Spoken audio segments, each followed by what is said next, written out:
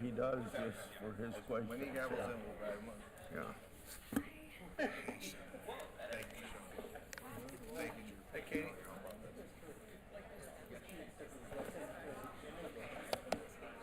You want your jury binder up here? No. No.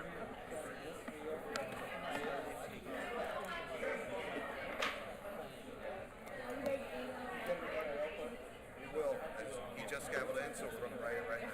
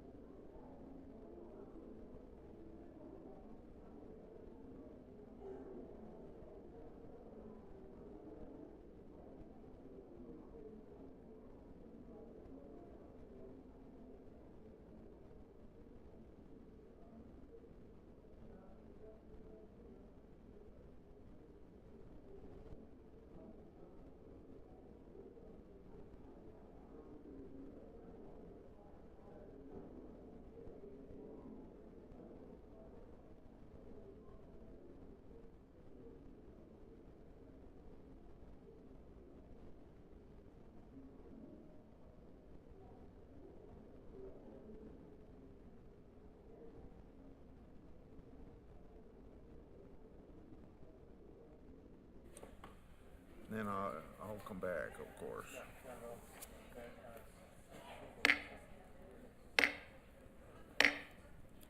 Well, we welcome everybody for this very important hearing. Obviously, you know it's on fentanyl and fentanyl-related substances. Before I begin, I want to take a moment to welcome members in the audience. We have about 30 guests, including parents of kids who have tragically died from fentanyl poisoning, as well as law enforcement officers who have a strong interest in this issue. We thank you all very much for your support of this hearing by being here. Fentanyl accounts for a vast majority of drug overdose deaths in the United States every year. In the last full year for which we have data, that'd be 2 years ago, around 75,000 lives were lost to fentanyl alone, and that happens to work out to be about 200 people dying every day. We titled this hearing, quote, "The Poisoning of America," end of quote, because most Americans don't know that they're taking fentanyl. Many are children who think they're taking something else that turns out to be laced with fentanyl. There are countless families with tragic stories. One family in Iowa, the Arwine family, Lisbon, Iowa, is one of them. Lori Arwine sent us a letter that I'd like to introduce into the record, and I'll do that without objection. Lori's youngest son, Bailey, was taken on April the 5th, 22 years old. He was not a drug addict. He did not think he was taking fentanyl, but the pill he took was laced with it. Lori wrote, quote, "Fentanyl stole our son's future and the joy of watching Bailey marry the love of his life, have a mother-son dance, watch him buy his first home, watching him become a loving father, and our joy of having more grandchildren. We will never know if any of his children are grandchildren who would have Bailey's curly hair, his cute smirky smile, or his twinkling blue eyes. There will always be an empty chair at our family gathering, whether it's Thanksgiving, Christmas, Easter, birthdays, dinner parties. his voice and laughter will be forever silenced, end quote. Maybe the saddest part of the fentanyl crisis is that so many parents can tell a similar story of loss. In fact, we have many of them with us here today, including two of our witnesses. I want to tell the parents in the audience today, thank you for being here. Thank you for making your voices heard. Thank you for doing what you can do to keep other parents from going through what they've gone through. How long do we have to keep suffering through this attack on our children? This is not an easy problem to solve, but there are certain parts of the problem that are simple to address. For one thing, common sense border control will help stem the flow of fentanyl. We have no idea how many pounds of fentanyl were carried in the gotaways. That will never show up in any statistics. We also have no idea how many surges of illegal immigrants have been used by the cartels as distraction to push drugs through our understaffed ports of entry. Thankfully, the Trump administration is taking this threat seriously. Another simple thing to address is fentanyl knockoffs. Fentanyl is a substance easily changed by drug cartels to bypass the legal scheduling while becoming even more deadly. That's why in 2018, the Drug Enforcement Administration scheduled fentanyl drug-offs as a class using a formula created by an emergency room doctor. He's here today, and I thank you for coming, and he'll tell us more about that problem. Congress temporarily extended the scheduling over and over. We've played this game for too long. It's time to make this temporary scheduling permanent so that the drug cartels do not have the opportunity to flood our country with even deadlier versions of fentanyl. Last week, Senator Cassidy and I introduced a bipartisan bill to do just that. 7 Democratic senators co-sponsored it. We should pass that bill quickly and because of the temporary scheduling that we last passed expires again on March 31st. We must get this done. We must also support President Trump's attempt to secure the border and deal with the Mexican drug cartel. Americans' children need us to act, and I'm glad to have Senator Durbin speak now, but I'm also glad that he's sympathetic to what we're trying to do, because I know you know it's a problem. Certainly do, Chairman Grassley, and I'm glad you held this hearing. This is a bipartisan issue, as it should be, to discuss fentanyl and the devastating impact that opioid addiction has on America. In just a decade, this synthetic opioid has emerged as the deadliest drug in American history. All it takes is 2 milligrams. That's a fraction of the size of a penny to cause an overdose. It is so cheap that dealers are lacing lethal amounts into street drugs like cocaine and heroin, and their buyers are none the wiser. There's an overdose crisis in America, but we've learned that evidence-based solutions reduce death. In fact, in 2023, overdose deaths actually decreased for the first time since 2018, going down by more than 10%. We need to look at every factor that contributes to this reduction: counseling and treatment, training for first responders, naloxone to our hardest hit communities, all make a difference. We must also address how this poison gets in the hands of the most vulnerable people in America, our kids. Too often, fentanyl is peddled in the open on some of the world's largest social media platforms. Last Congress, the Judiciary Committee advanced several bipartisan bills that would finally hold these companies accountable and demand safeguards be put in place to protect our children. One of the bills is the Cooper-Davis Act. Cooper is a 16-year-old Kansas teen who tragically lost his life to a fentanyl-laced pill he bought through Snapchat. This bill would require big tech companies to take a more proactive role in stopping drug dealers from using their platforms.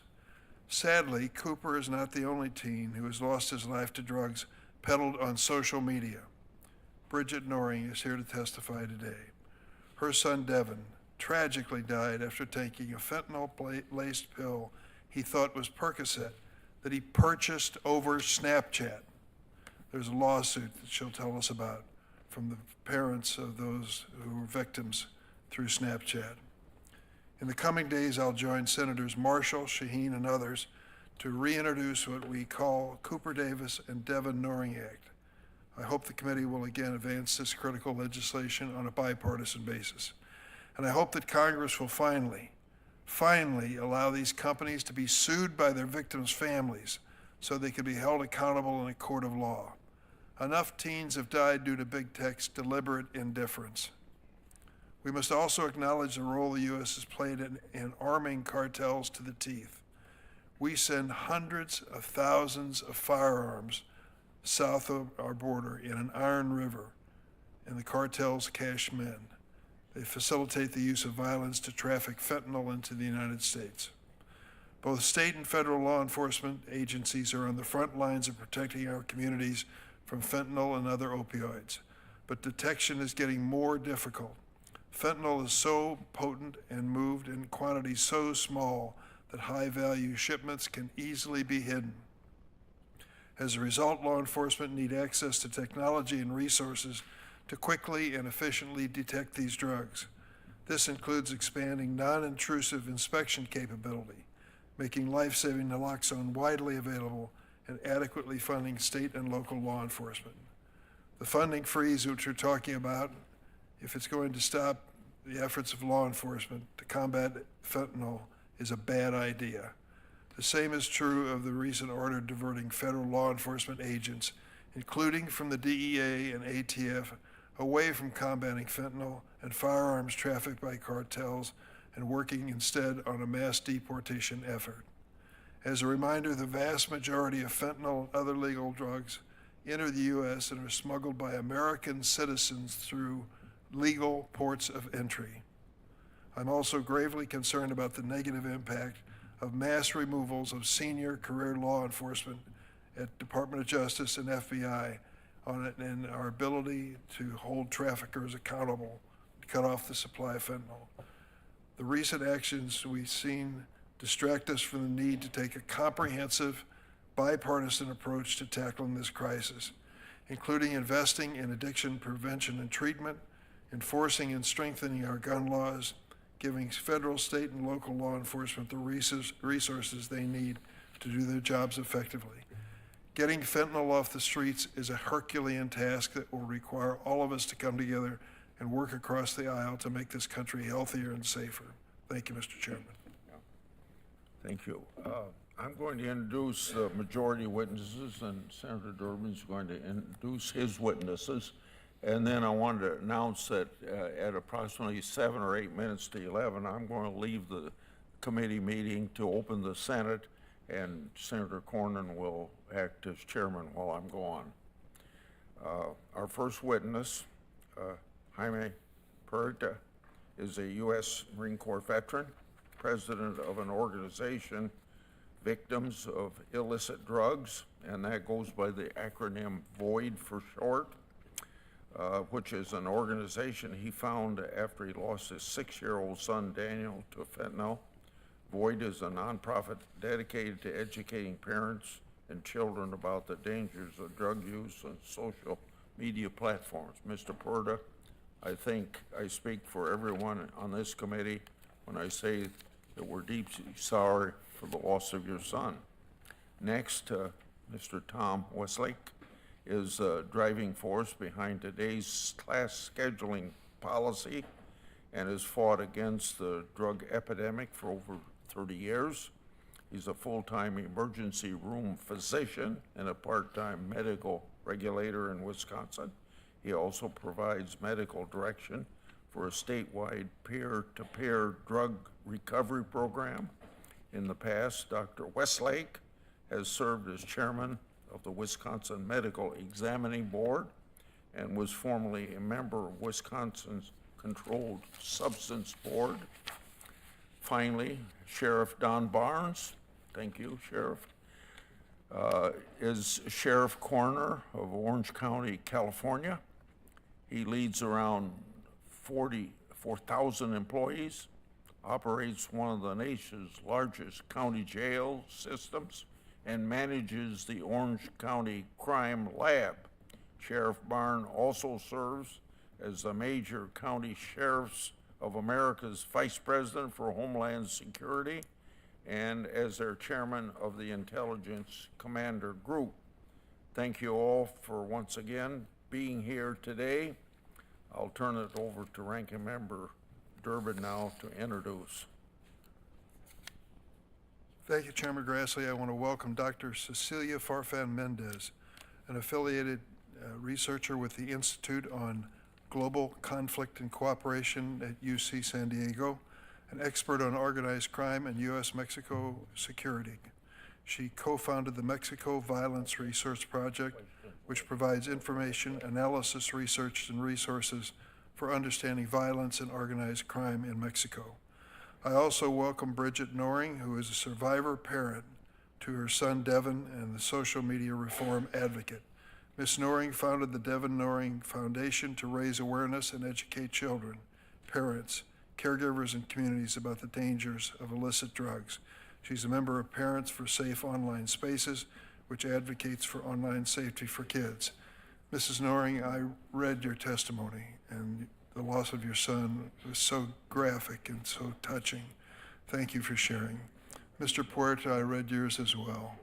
It's just heartbreaking as you describe those 5 days or 6 days in the hospital before you lost your son. Any of us who've lost a child know exactly what you went through. We'll never forget it. Thank you both for being, thank all the witnesses for being with us today.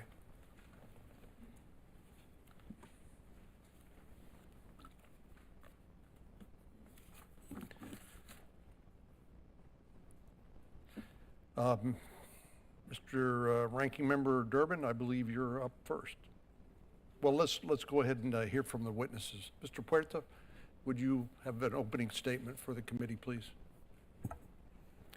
Good morning, Chairman Grassley, Ranking Member Durbin, and esteemed members of this committee. My name is Jaime Puerta, and I'm the president and co-founder of Victims of Illicit Drugs, VOID, and co-chair of Project Facing Fentanyl Now. Joining me today are Mr. Steve Filson, a retired police officer and secretary-treasurer of VOID, as well as Ms. Andrea Thomas, chair of Project Facing Fentanyl, and Ms. Gretchen Peters, CEO of Alliance to Counter Crimes Online, and other family members who have endured the profound loss of a loved one due to illicit fentanyl. VOID, a California-based nonprofit organization, was established to educate, advocate, and raise public awareness about the devastating dangers of illicit fentanyl and other synthetic analogs.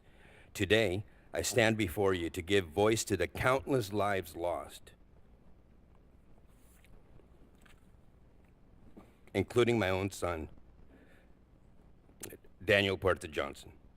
My son was not a habitual drug user by any sense of the word, nor had he been diagnosed with substance use disorder, but he was diagnosed with ADHD and depression. On April 1st, 2020, at the very beginning of the pandemic, I walked into my son's room and found him practically lifeless in his bed. In a state of shock and panic, I called 911 first, then his mother. Emergency services arrived at our home and immediately began CPR, and naloxone was administered.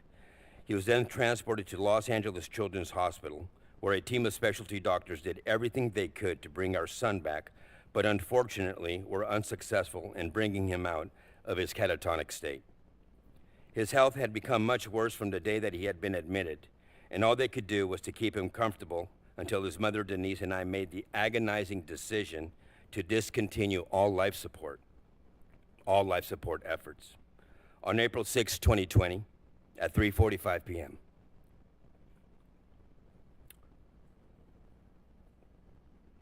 All life support was discontinued. His mother, Denise, got into his hospital bed and laid next to him. gently stroking his beautiful head of dark brown hair, and I was holding his right hand when he drew his last breath at exactly 5:08 p.m. of that April 6th, when he quietly passed away. I kissed the bridge of his nose like I did on most nights when saying goodnight, and left the hospital to go home without my son, utterly broken, devastated, angry, and confused. After my son's passing, I was contacted by the Los Angeles County Sheriff's Office, and I was told that my son had died due to an overdose.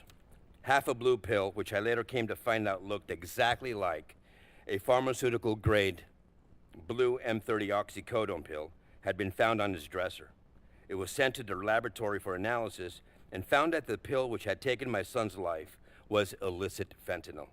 My son had consumed what he thought was a blue M30 oxycodone pill, but in fact had unknowingly, I repeat, unknowingly, ingested an illicitly manufactured counterfeit opioid made nothing more than filler, a binding agent, and illicit fentanyl. This was deceptively made to look exactly like a pharmaceutical-grade oxycodone pill, and it killed him. I have shared Daniel's story countless times, yet the problem worsens. Illicit fentanyl remains an insidious threat, so what can we do? Our organization believes that knowledge saves lives, but we also need legislative action. The Halt Fentanyl Act, currently under consideration, is a vital tool in this fight.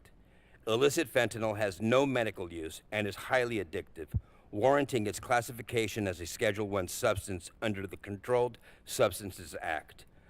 For too long, this legislation has stalled despite clear evidence of its necessity. My son Daniel's death is just one of countless tragedies caused by this epidemic. His story is one of hope extinguished, of a family left broken, but it is also a call to action. No family should have to endure the pain that we have suffered. We have the tools to address this crisis. What we need now is the will to act. I urge you, I beg you,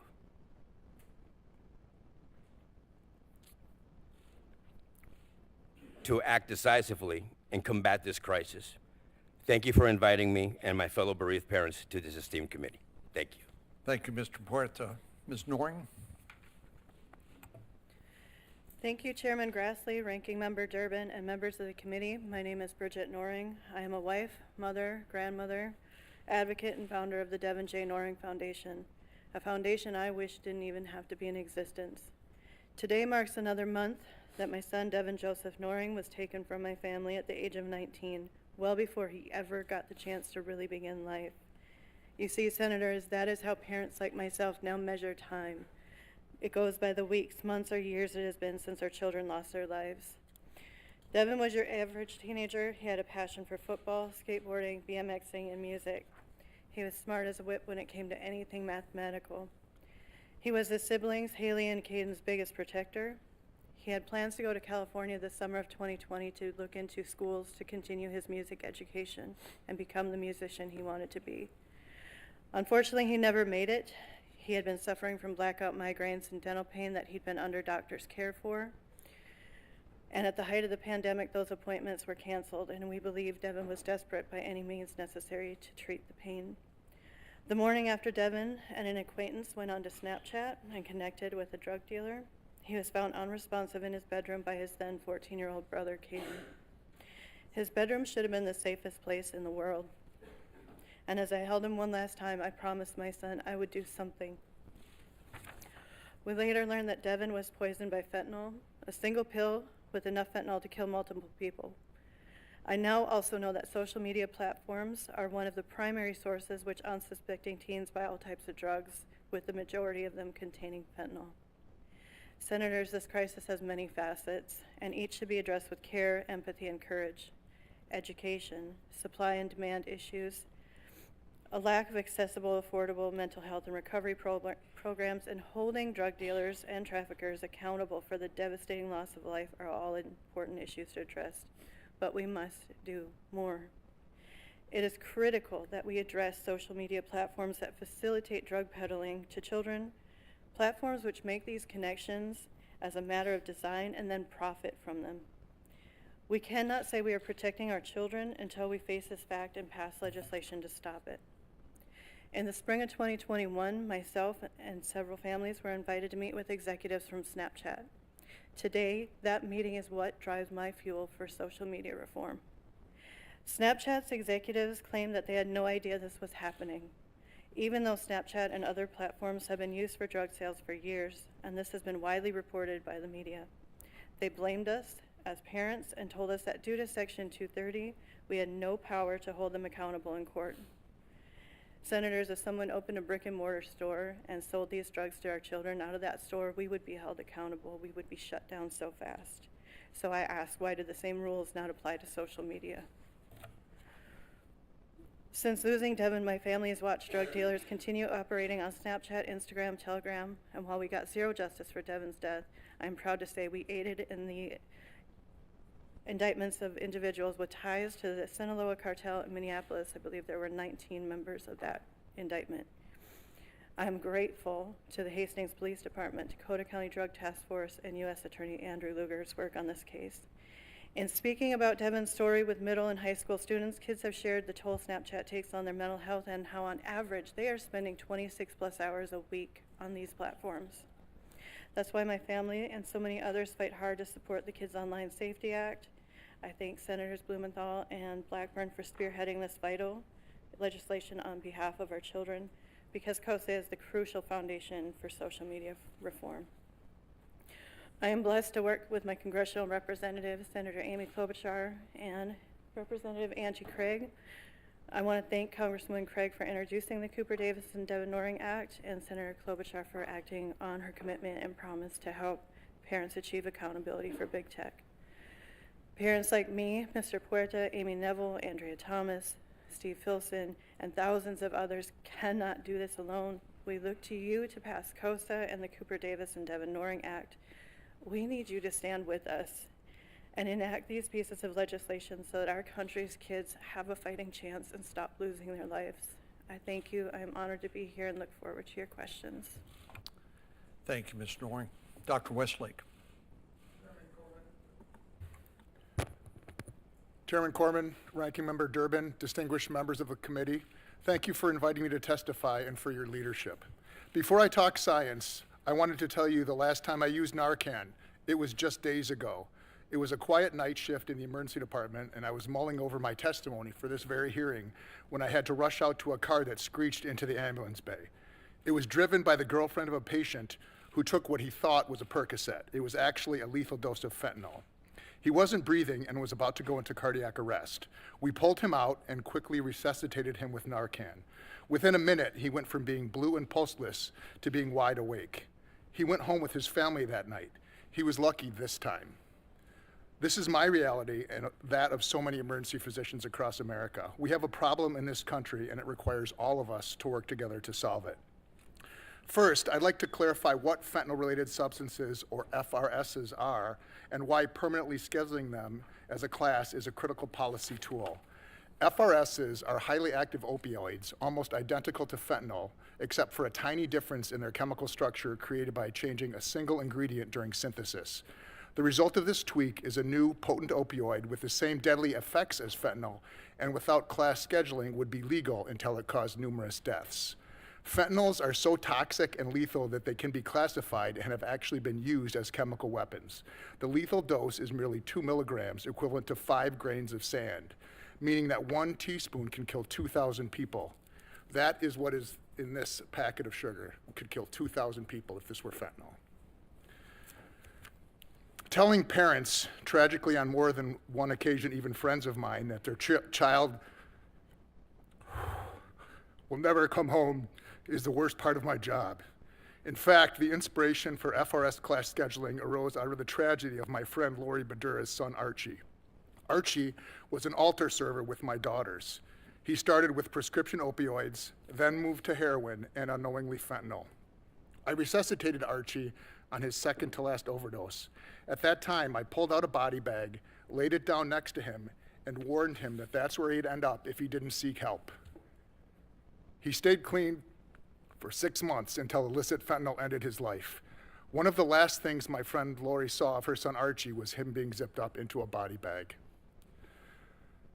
Motivated to act by hundreds of such deaths, FRS scheduling legislation came together quickly and was enacted unanimously in Wisconsin legislature in 2017. DEA adopted it as national policy shortly thereafter, but only Congress can make it permanent. Some who oppose point to deaths from illicit fentanyl as proof that it doesn't work, but this is a misunderstanding of the facts. FRS scheduling does not address illicit fentanyl. It was never designed to do so. It only removed the incentive for legal chemical companies to create new FRSs, thus stopping them from ever existing in the first place. There is no quick and easy solution to the scourge of illicit fentanyl, but the solution to FRSs is a simple legislative fix, one that you have before you right now. At its core, FRS scheduling is not an extension of the war on drugs or a law enforcement strategy designed to incarcerate. There have been a total of 8 federal prosecutions under the language as of 2021, half of which had already been known to have ties to drug cartels. As well, there has never been a prosecution for a non-bioactive FRS because there are none. All fentanyl-related substances encountered to date have been found to have potent opioid activity. One of them is 7,000 times more potent than morphine. However, if Schedule I penalties were removed for FRS trafficking, then it would re-incentivize their creation and significantly weaken the law's most powerful proactive and preventative effects. There is a time and place for criminal justice reform, but FRS scheduling is not it. Some suggest FRS scheduling would have a negative impact on research. While theoretical, it has been addressed with stakeholder input and is supported by the very agencies and organizations representing academic scientific research, including the NIH, HHS, FDA, and the National Institute of Drug Abuse. The HALT Fentanyl Act would significantly loosen restrictions into studying all Schedule I substances, not just FRSs, and open up promising areas of substance abuse research. In conclusion, for the past 6 years, FRS scheduling has been federal policy. As the primary architect of the Wisconsin law, I could not be more pleased. In a few short years, the creation and distribution of new FRSs has ground to a halt. In our battle against fentanyl, the elimination of related substances that had previously escaped our scheduling and devastated communities across the nation is surely one bright spot. But Congress must take action and permanently close the spigot of FRSs. The fact is, you can't die from ingesting something never created, nor can you be incarcerated for trafficking something that does not exist. That's the beauty and simplicity of FRS scheduling. Thanks again for this time, and I look forward to answering your questions. Doctor, I'm going to introduce you, but I don't want to get your last name mispronounced. Is it Farfan? Correct. Okay, good. I guessed correctly. Be happy to hear your opening statement. Thank you. Chairman Corrin, Ranking Member Durbin, and members of the committee. Thank you for conducting this hearing and the opportunity to explain why saving lives in North America requires productive engagement with Mexico. I appreciate the invitation to participate. I am an expert on organized crime and U.S.-Mexico security cooperation. As an alumna of the Fulbright program, I am convinced that transnational problems require transnational solutions. To the families who testified today, I acknowledge your grief. There are no actions that can reverse the tragedies you have experienced. My testimony today does not seek to invalidate yours. On the contrary, it is precisely because I have witnessed and collaborated with families on both sides of the border that have lost loved ones to overdoses, homicides, and disappearances that I am here to offer what I believe is a more helpful and sustainable path forward. On January 22nd, Secretary Rubio stated that America's foreign policy must be justified by answering 3 simple questions. Does it make America safer? Does it make America stronger? Does it make America more prosperous? As a scholar who has dedicated her professional career to studying and working towards constructive U.S.-Mexico relations, it is my strong professional opinion that the United States can only be safer, stronger, and prosperous if its neighbors are afforded the same opportunity. Suffering on both sides of the border is inextricably linked. The U.S. is facing one of its worst public health crises due to the availability of illicitly manufactured fentanyl, and Mexico faces its own lethal epidemic with 70% of homicides perpetrated with a firearm. More than 40% of Americans know someone who has died from an opioid overdose. Equally important, homicide is the leading cause of death for men ages 25 to 44, and the second cause of death for women ages 15 to 24 in Mexico. Worryingly, the urgency to save lives is reviving the worst policy failures of the war on drugs. With thousands of lives at risk on both sides of the border, it is urgent that the U.S. and Mexico implement policies based on facts. Through their public sectors, civil society, and academia, both countries have developed robust evidence on how to acquire and maintain the health and safety of our communities. Fentanyl and firearms trafficking have changed dynamics in criminal markets, but these changes are not as simple as prevailing narratives of organized crime suggest. Even though places like Sinaloa, Mexico, have been portrayed as a Shangri-La for criminality, transnational drug trafficking in Mexico to the U.S. is not masterminded by three men hiding in the mountains. There is no special narco highway connecting the highlands of Sinaloa to the street of LA or Philadelphia, but actors in Mexico and the U.S. that take advantage of legal economies for the advancement of illicit activities. For example, the most recent data from the U.S. Sentencing Commission shows that for fiscal year 2023, 86.4% of people sentenced for fentanyl trafficking were U.S. citizens. Serious policy conversations on addressing mortality caused by synthetic drugs cannot be separate from firearms trafficking. Low production costs are often cited as a key reason suppliers moved away from heroin and into synthetic opioids like fentanyl. Overlooked in this conversation is that the same has happened with firearms and ammunition. The ease of acquiring firearms from the U.S. has lowered the cost of perpetrating violence for criminal groups in Mexico.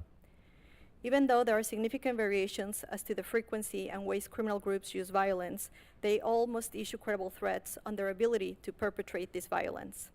Their businesses depend on it. The newer and the more sophisticated the armament is, then the more credible these threats become. Why intimidate potential victims with a rifle left over from the Mexican Revolution when your arsenal can include 50 caliber weapons?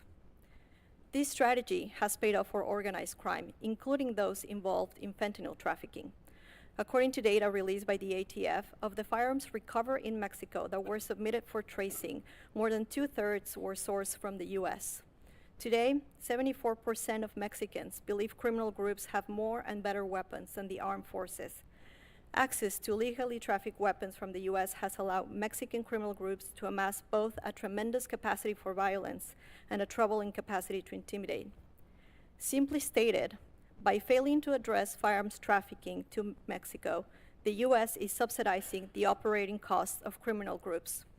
It is as if cartels receive an annual aid package with state-of-the-art technology to carry out the crimes this Congress wants to stop. Our shared tragedies are two sides of the same coin. The silver lining is that there's no secret solution awaiting to be discovered. Actions available to Congress, like the Stop Arming Cartels Act, can contribute to stemming the devastating effects of this public health crisis and must be implemented through U.S.-Mexico security cooperation. Thank you for your time, and I look forward to your questions. Sheriff Barnes. Chairman Cornyn, Ranking Member Durbin, thank you for the opportunity to testify before you today. I'm here representing the Major County Sheriffs of America, a professional law enforcement association of the 100 largest sheriffs in the nation, serving more than 1/3 of our nation's population. As Sheriff of Orange County, I lead an agency of more than 4,000 men and women serving 3.1 million residents. Orange County consistently ranks as one of the safest in the nation.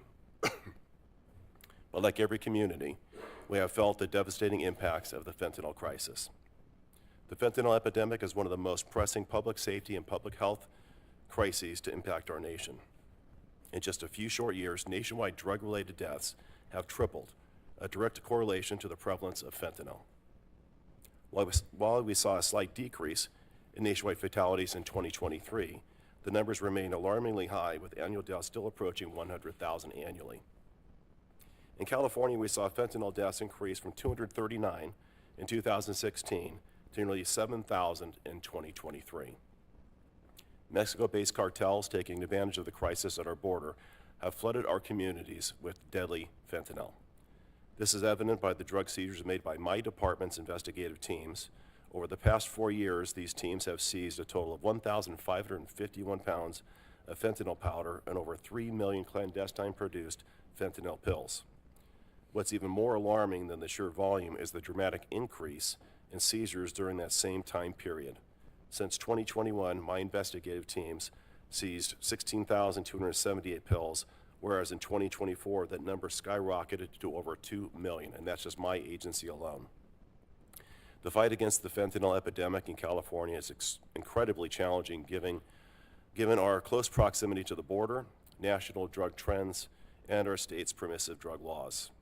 Proposition 47, passed in 2014, largely decriminalized most drug and property crimes. Our attempts to seek action by the state legislature largely fell on deaf ears. When we first saw the signs of fentanyl in 2025, we proposed legislation that enhanced penalties for trafficking fentanyl, similar to trafficking cocaine and heroin.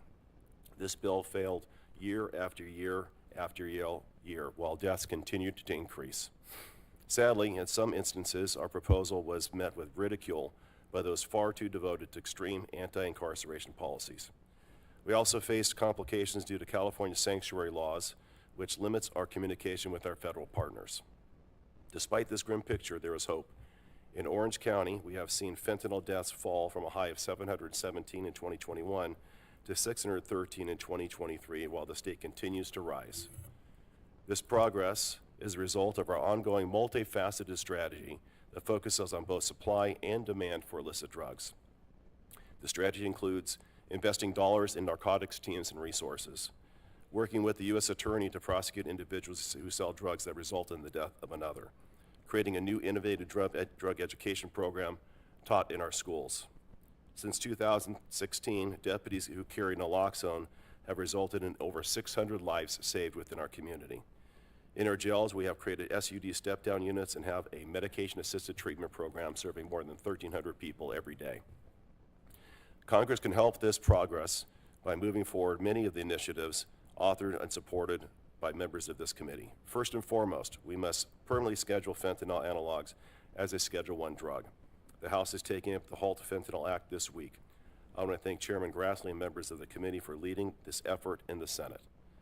HIDA funding increases would be a significant help. Funding for HIDA has remained static over the last 10 years. MCSA is grateful that members of this committee are prioritizing the reauthorization of HIDA. We look forward to working with you to advance legislation like the HIDA Enhancement Act, which would have reauthorized the HIDA program at $333 million annually. We need to protect law enforcement tools. MCSA strongly opposes legislation that would restrict or eliminate law enforcement's access to data necessary to investigate fentanyl trafficking organizations. We also advocate for providing law enforcement with lawful access to encrypted devices, which is crucial for identifying those responsible for distributing lethal fentanyl. Lastly, MCSA supports bipartisan legislation crucial for addressing SUD within the criminal justice system by focusing on continuous care, successful reintegration, and most importantly, sustained sobriety post-release from our jails. I'm honored to be here today, and I'm looking forward to answering your questions. Thank you, Sheriff. I'll start by a round of questions, and then we'll turn to Senator Durbin. Mr. Puerta, Ms. Noring, I think it's only appropriate that we should express our condolences for your loss. You know, when things like this happen, I usually try to figure out, well, is there any way we can take something terrible and tragic and hopefully learn some lessons and make things better and save lives in the future? And so thank you for being courageous and telling your story. I know it's not easy, but it's very important for people across this country to understand how this can happen to them and their family. And having visited with a number of families in Texas, its various school districts, I've come to believe that this requires a layered approach, maybe starting at the kitchen table with awareness of our children to the threat, because none of them take these counterfeit drugs knowingly, at least knowing that it will take their lives, that it contains a contaminated fentanyl.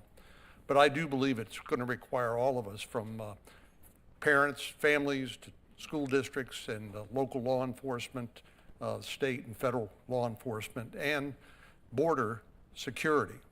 Mr. Sheriff Barnes, it's my understanding that most of the chemicals that go into fentanyl basically have been traced back to China. Is that your understanding as well? Yes, Senator, there is an issue with precursor chemicals transiting from China through our U.S. ports and directly to China, yes. And as I understand some of the announcements relating to the tariffs that President Trump has announced, his administration has said this isn't so much a trade policy as it is an anti-fentanyl policy to finally get the Chinese government's attention to do something about the precursors that emanate from that country. But then, as you point out, they make their way to Mexico, where the cartels are putting them into pill presses and making them look like relatively innocuous drugs, only to turn out to be contaminated with fentanyl and take the lives of people unbeknownst to them. Do you believe that with improved border security, we can begin to stop some of the flow of the illicit drugs coming across the border, including fentanyl? Yes, Senator, what you described is a very complex system, almost a supply chain that starts in China, using transit, going to Mexico, the pill presses. It's not doing any one thing, it's doing 12 things simultaneously. So I do believe that addressing this issue is much more complicated than just any one thing. The HALT Act is a great start, but when you look at the pill presses, pressing pills, that's one issue. The border obviously is going to be the most significant issue as we shut down the border and the pathway for illicit fentanyl to make its way back into the United States. But it's that and many other things that have to take place. So I heard Senator Durbin's statement, which I disagree with, that says that the vast majority of the fentanyl comes across the ports of entry transported by American citizens. Is there anybody on the panel who subscribes to that point of view? Dr. Farfan, do you think any one of the 1.7 million gotaways during the last 4 years have been transporting fentanyl? 1.7 million of, Well, during the Biden administration, out of the millions of people that were welcomed into the country and released, there were 1.7 million that appeared on various sensors, cameras and things like that, that evaded law enforcement and made their way into the interior of the United States. Do you think any one of those 1.7 million individuals that were evading law enforcement were transporting fentanyl? I mean, to restate what I mentioned in my testimony, data from the U.S. Sentencing Commission shows that 86.4 people sentenced for fentanyl trafficking in fiscal year 2023 were U.S. citizens. And that's not my question. I would also My question add, is about the people who evaded law enforcement. Is it possible that some of them, or maybe even many of them, were transporting illicit drugs, including fentanyl?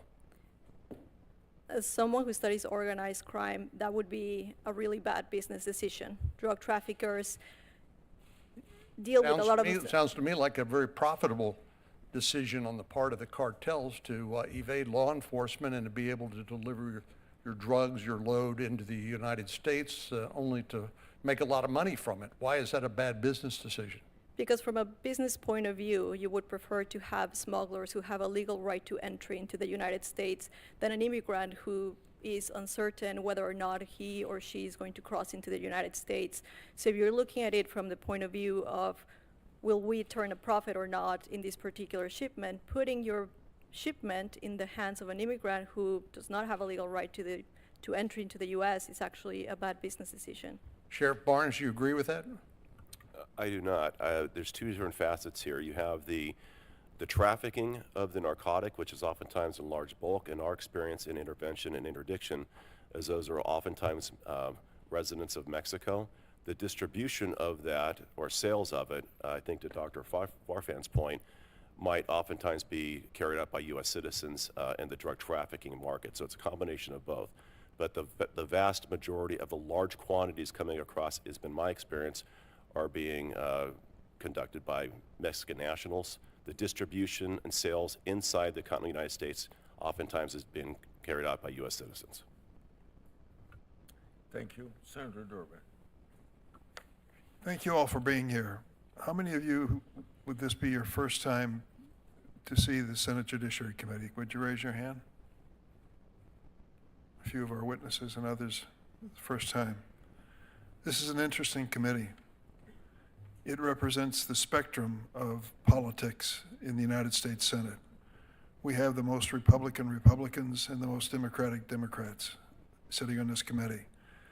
So you won't be surprised that many times we disagree. And that disagreement sometimes leads to good speeches, but very few laws. But there was an exception. 2 years ago, we took up this issue and started talking about what we could do to stop the spread of fentanyl and the deadly impact it's having on America. And we actually voted in this committee on a bipartisan basis unanimously for 5 measures that dealt with social media. Your point, Mrs. Noring, if Snapchat were a store on the corner selling fentanyl-laden Percocets, and it happened one time, and they could be sued, that would be the end of the story. But we learned through Section 230 that social media gets off the hook. Ms. Noring, you're joining families, I understand, that are trying to hold them responsible for your son's death and other deaths as well. I couldn't support you more. Now let me tell you what happened. We passed bills in this committee holding big tech and social media responsible unanimously. Now, there were 4 or 5 new members of the committee, but every member of the committee 2 years ago voted for it. Democrat and Republican, conservative and liberal, all voted for the measure. And what happened as a result of that combined bipartisan effort? Nothing. Nothing. Speeches. That's what happened. We failed as Democrats in the majority in the Senate. The Republicans failed as the majority in the House to pass any measure. There I said it. Democrats bear responsibility and Republicans as well. We've got to be honest about this. Why?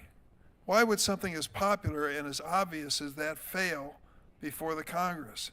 Well, because there were powerful forces that have a lot of money at stake and don't want liability, who will piously and publicly say they love this measure. It makes all the sense in the world. And then when the doors close and they get a chance to speak to members individually, they flip and they take the opposite position and nothing happens. Chuck Grassley's my friend. I've gotten in trouble for that, but I'm proud of it. We go back a long ways. I went to him yesterday and said, this time you're the chairman. I'm the ranking Democrat. I'm here to help you pass legislation to do something. I'm sick and tired of excuses being made and people dying as a result of it. And I think it's time for us, on a bipartisan basis, to find things we agree with. Now, I don't know where the sources are. I think Dr. Farfan makes a valid argument. Sheriff Barnes, I respect very much your responsibility in law enforcement and have a different point of view. We may never resolve that basic question, but I think we can all resolve, we don't care where the hell it's coming from, we want it to stop. We want to stop it in China, we want to stop it in Mexico, we want to stop it in our backyards, and however it's getting into the United States. So to those who are familiar with this committee, this is where it has to start. We won't agree on every aspect, everything as a result of it, but we can agree on some basics that make a difference. Mrs. Noring, you've testified before about your son and the loss of his life. Senator Klobuchar told me that. And I'd like to ask you what the families are doing that you've gathered with to hold Snapchat and others liable. So the families and I, Mr. Puerta, Amy Neville sitting behind me, we filed suit against Snapchat. We are in the process of making it through the courts as we speak. There's, oh my God, how many? They have hundreds of cases behind ours. For a while, it was looking pretty grim. I mean, Snapchat has been immune for so long, and it's now making its way through. We just got word that we're going into discovery. Mr. Puerta? Yes, sir. It passed out of Judge Lawrence Riff on January 4th of 2023, I believe, accepted the lawsuit, and I'm sorry, 2024, not on the basis of free speech, but on the basis of product design. That went on to the appellate court in California, and the appellate court ruled in our favor for the lawsuit to go forward. So right now, we are in discovery. No other lawsuit against any major social media company has gotten as far as ours, sir. I wish you well. I'll close by saying we're dealing with fentanyl and the deadly aspects of that drug, and we're also dealing with sexual exploitation, particularly of children. And a number of members here have shown real leadership. Senator Blackburn on the Republican side, and Senator Blumenthal on the Democratic side especially. We all have bills. We can do this. Hold this responsible. Don't just come and leave and think nothing's going to happen. It's our job to make sure it does happen and do the right thing for you and your families. Thank you very much. And I thank Senator Durbin for bringing up our conversation that we had yesterday on the floor of the United States Senate, and I suggested to him then, but I want our staffs to know that our staff should sit down and see what can be worked out. You bet. Now I'll ask questions, then I'll call on Klobuchar. Leading up to this hearing, my office received 58 letters from grieving families who lost loved ones to fentanyl. I want to offer those letters into the record and thank the families for writing them. So without objection, that will be done. One mother wrote, quote, "Families like mine have been sharing our stories of loss to this poison since before 2018, hoping to ignite action among our leaders. Tragically, despite hundreds of thousands of stories like mine or over countless years, we have yet to see a massive, unified effort necessary to stop this poisoning of our generations," end of quote. Many of these letters urge Congress to pass the legislation that goes by the acronym HALT Fentanyl, which would make the class scheduling of fentanyls related substances very permanent. Mr. Purda, Dr. Westlake, Sheriff Barnes, in that order, could you each briefly explain why permanent class scheduling is important to tackling this crisis? I believe that it'll increase penalties for trafficking and distribution. It also will streamline prosecution by removing the burden of proving whether a particular fentanyl analog is harmful. It would be illegal by default, and it would give authorities greater flexibility as well to target emerging fentanyl analogs before they flood the market. Dr. Westlake. So I think it goes back to the whole point of me coming up with this idea was to stop the creation of these. So what this does is it stops them from existing to begin with. We looked at all the possible bioactive modifications to the fentanyl molecule and surgically scheduled those modifications. And so what it's done, and it's proven to be done so, is it stopped them from existing in the first place. So no one's going to jail for them. No one's dying from them because they don't exist. It's the perfect form of prevention. There's a lot of disease. With a disease, the best place to hit a disease is at the beginning. If you can stop a diabetic from becoming diabetic, they're not going to have the problems of having their leg amputated or being on dialysis later. That's what this does, is this stops the very existence. It's one spigot. Illicit fentanyl is a huge fire hydrant. This is one spigot, but Congress can turn it off, and that's what they should do. Thank you. Sheriff Barnes? Mr. Chairman Grassley, I'll summarize the two previous speakers this way. First, with the Controlled Substances Act, not including it as an analog, we saw this happen with methamphetamines back in the 90s, where there were analog knockoffs, and it made it very difficult for prosecution. Most of our state's laws are tied to the Controlled Substances Act, so preclusion of it would eliminate the probability of prosecuting somebody for it. And I'll agree with the doctor when he said if we include these now, it will disincentivize the knockoffs of the analogs because they will be by default included, which will solve the previous problem of prosecutions at the state level. Sheriff Barnes, at the Center for Disease Control reported that 100,000 Americans died each year from drug overdoses. As I've said, 75,000 of those related to fentanyl, and that's been at least over the last 4 years. We've only recently seen a decline. Do you think that we've got a handle on the emergency drug threats, and if not, what do we need to do better? Chair Grassley, I don't believe we have a handle on it. I think we're finally responding to it. The CDC first reported back in 2014, just over 10 years ago, 4% of the nation's drug-related deaths were attributed to fentanyl. 5 years later, that increased tenfold to 40% and almost doubled all over again in the 5 years since. We've seen this coming. We've been non-responsive to it. So I think that we have seen an emergent trend. We have been playing defense. As I shared earlier with my response to Senator Cornyn, I believe it's not doing any one thing. It's doing a dozen things simultaneously that's going to put us in a better position. And first and foremost, as much as people don't want to recognize it, we have to deal with the demand side of this issue north of the border with our addiction crisis in this country to get people in sobriety, which will then deal with the narcotics economy on the supply chain side of it by eliminating the need for the narcotics north of the border. I think that's the most important thing that we can do as a country. My last question will have to be to Mr. Perta. Thank you for sharing your son's story. I said that before, but we can't say it too often. Some folks have said that scheduling fentanyl-related substances as a class creates a system that over-criminalizes drug crimes. What's your response to that? I'm Hispanic American. I'm Colombian American. And I believe that a lot, if not the grand majority of the children who are dying today, the New England Journal of Medicine came out with a report in January of 2024, and it came to the conclusion that in 2020, we were losing 22 non-addicted children in the United States of America per week between the ages of 14 and 18 years of age, mostly driven by illicit fentanyl pills that were deceptively sold to them. Are we to stand back and not do anything because we're going to over-criminalize this?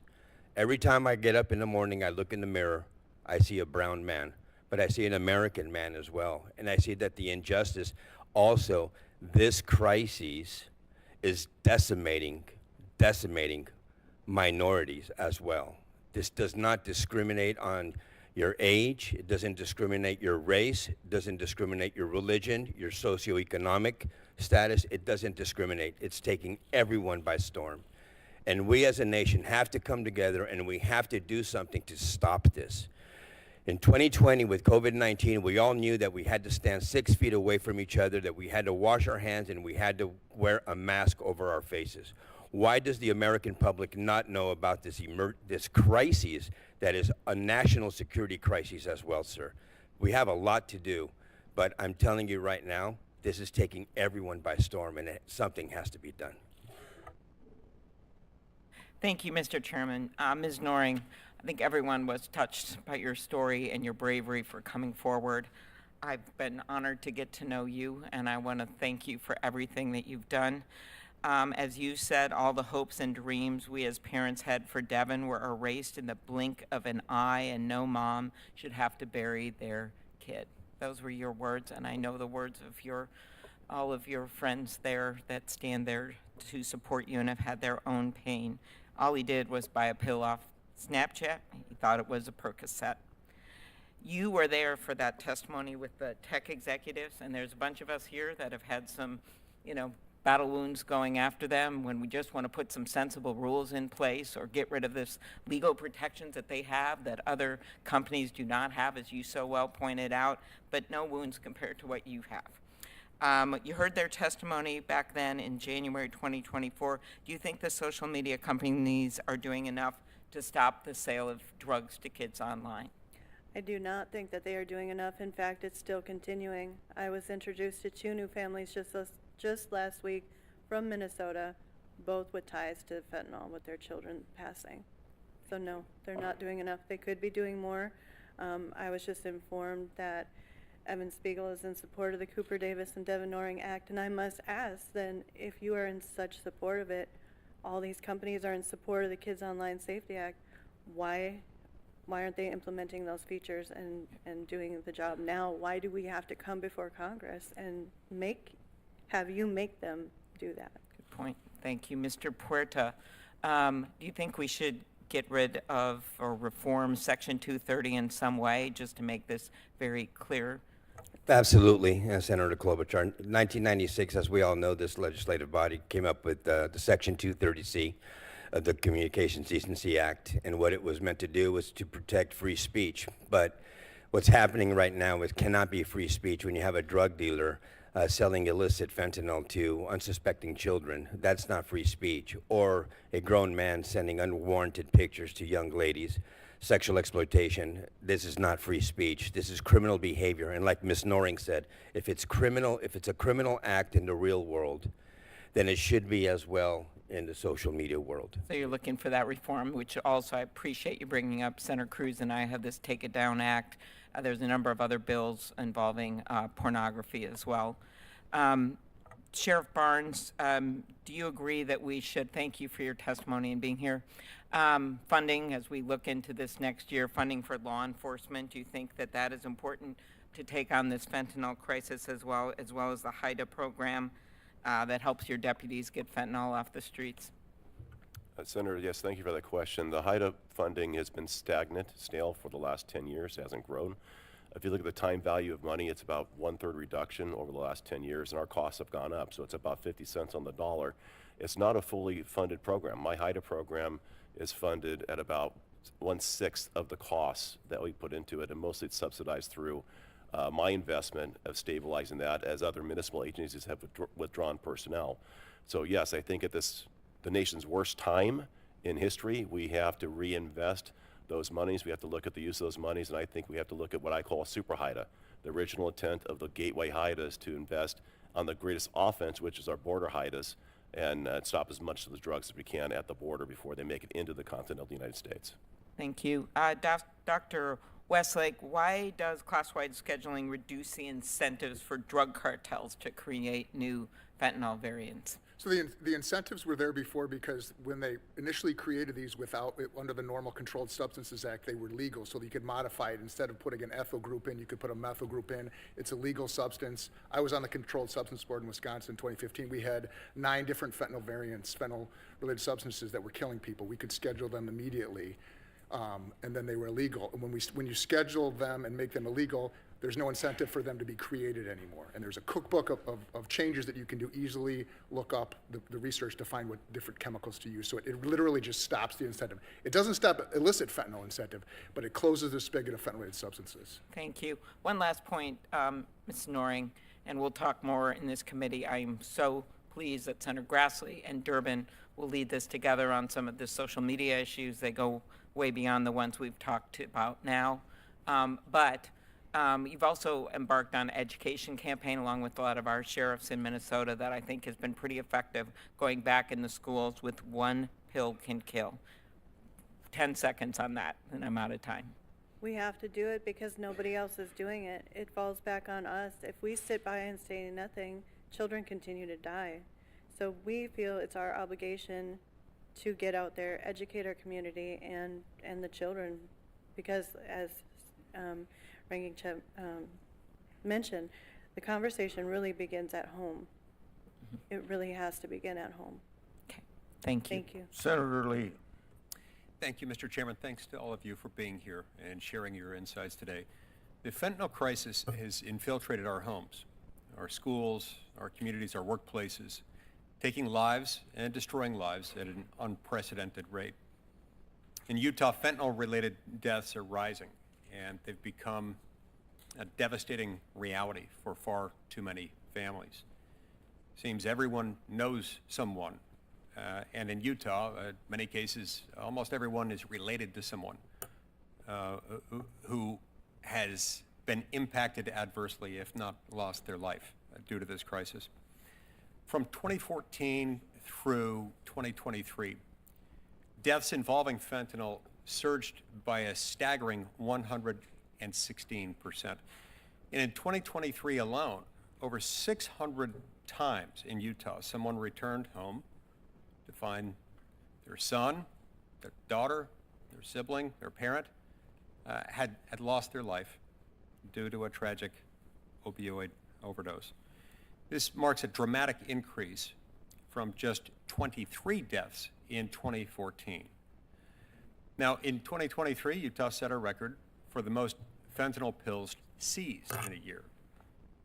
Then, by the very next year, just 6 months into the year, by July of 2024, the DEA's Rocky Mountain Field Division had already confiscated well in excess of that, close to 800,000 pills, surpassing the entire year, record-breaking year of 2023, which recorded 664,200 pills in just 6 months. The sharp increase in fentanyl-related deaths has significantly outpaced the decline that we've seen in deaths from prescription opioids. So we took all these steps as the crisis emerged as significant, roughly a decade or so. And then all of a sudden, we've seen the number of deaths from the non-prescription related drugs exceeding those. The number of fentanyl-related deaths more than doubled between 2019 and 2020 alone, and that trend has only gotten worse since then. The victims of this deadly scourge include our loved ones, our neighbors, our friends. Mr. Puerta and Ms. Noring, I thank you for being with us today in particular and for sharing your testimonies.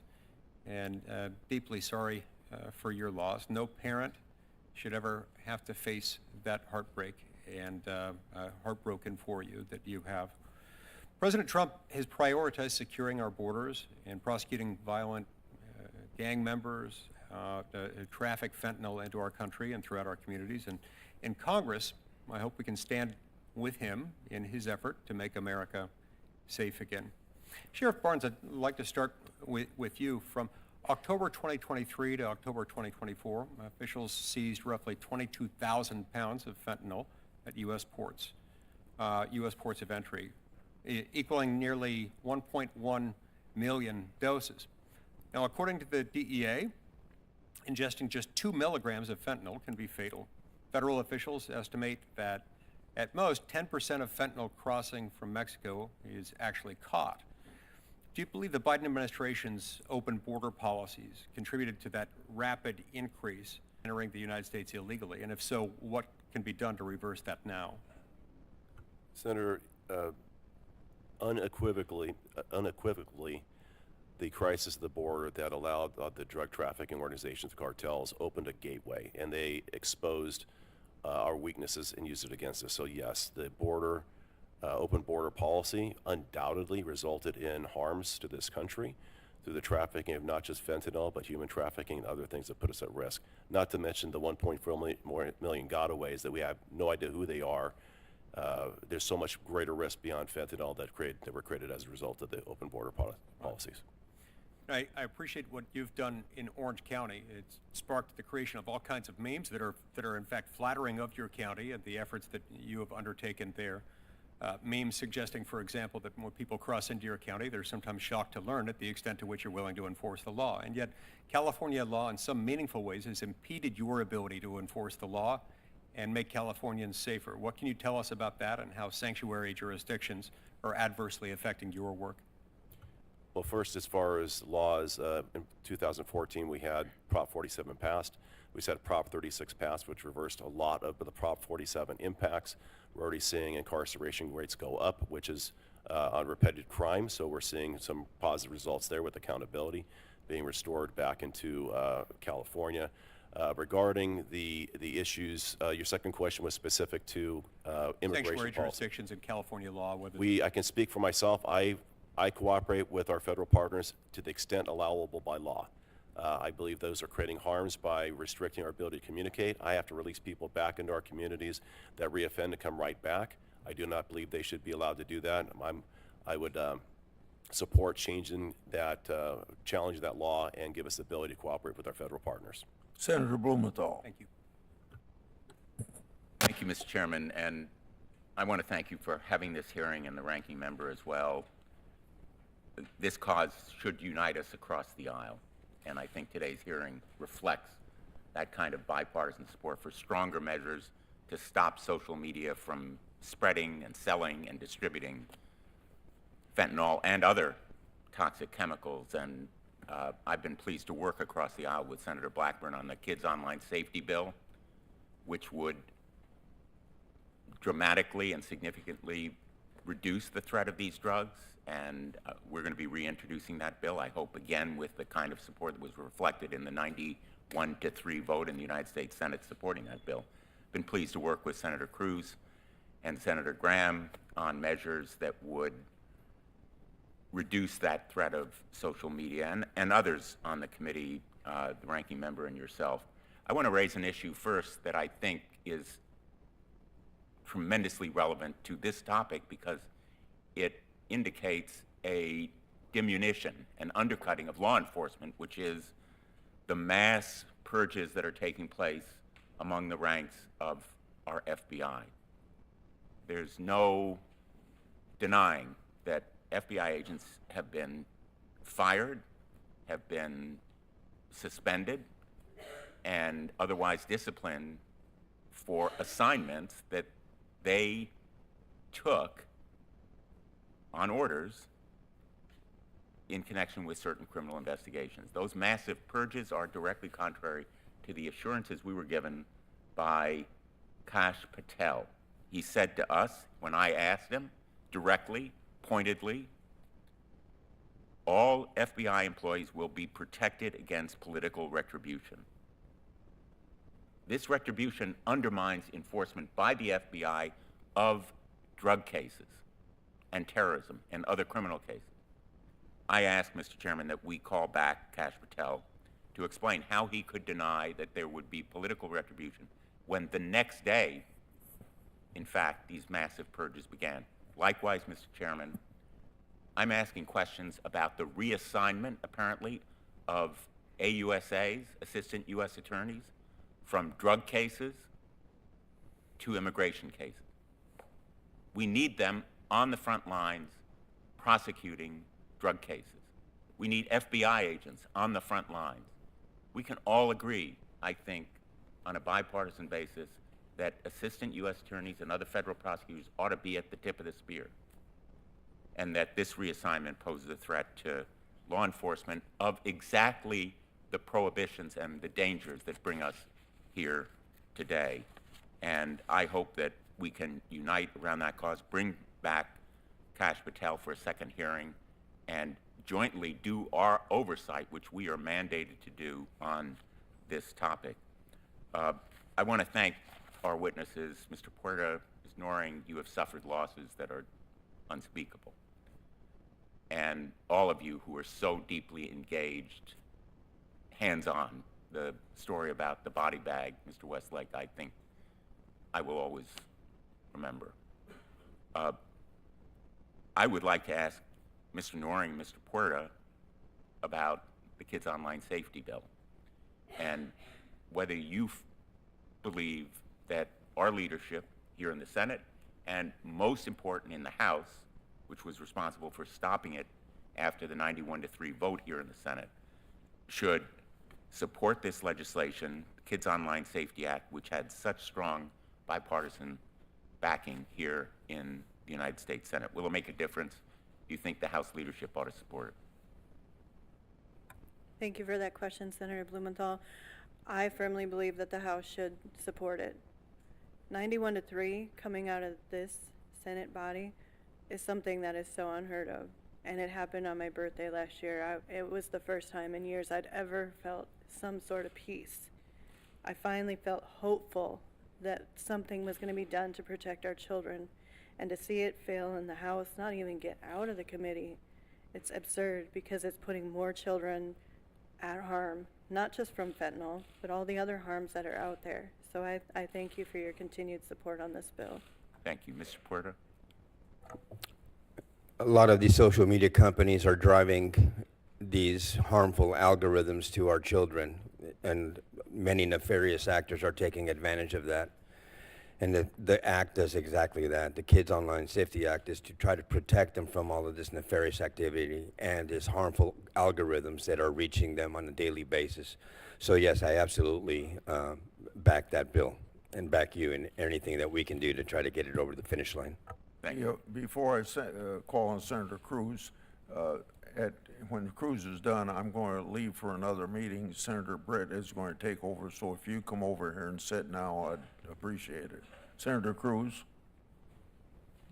Thank you, Mr. Chairman, soon to be Madam Chairman.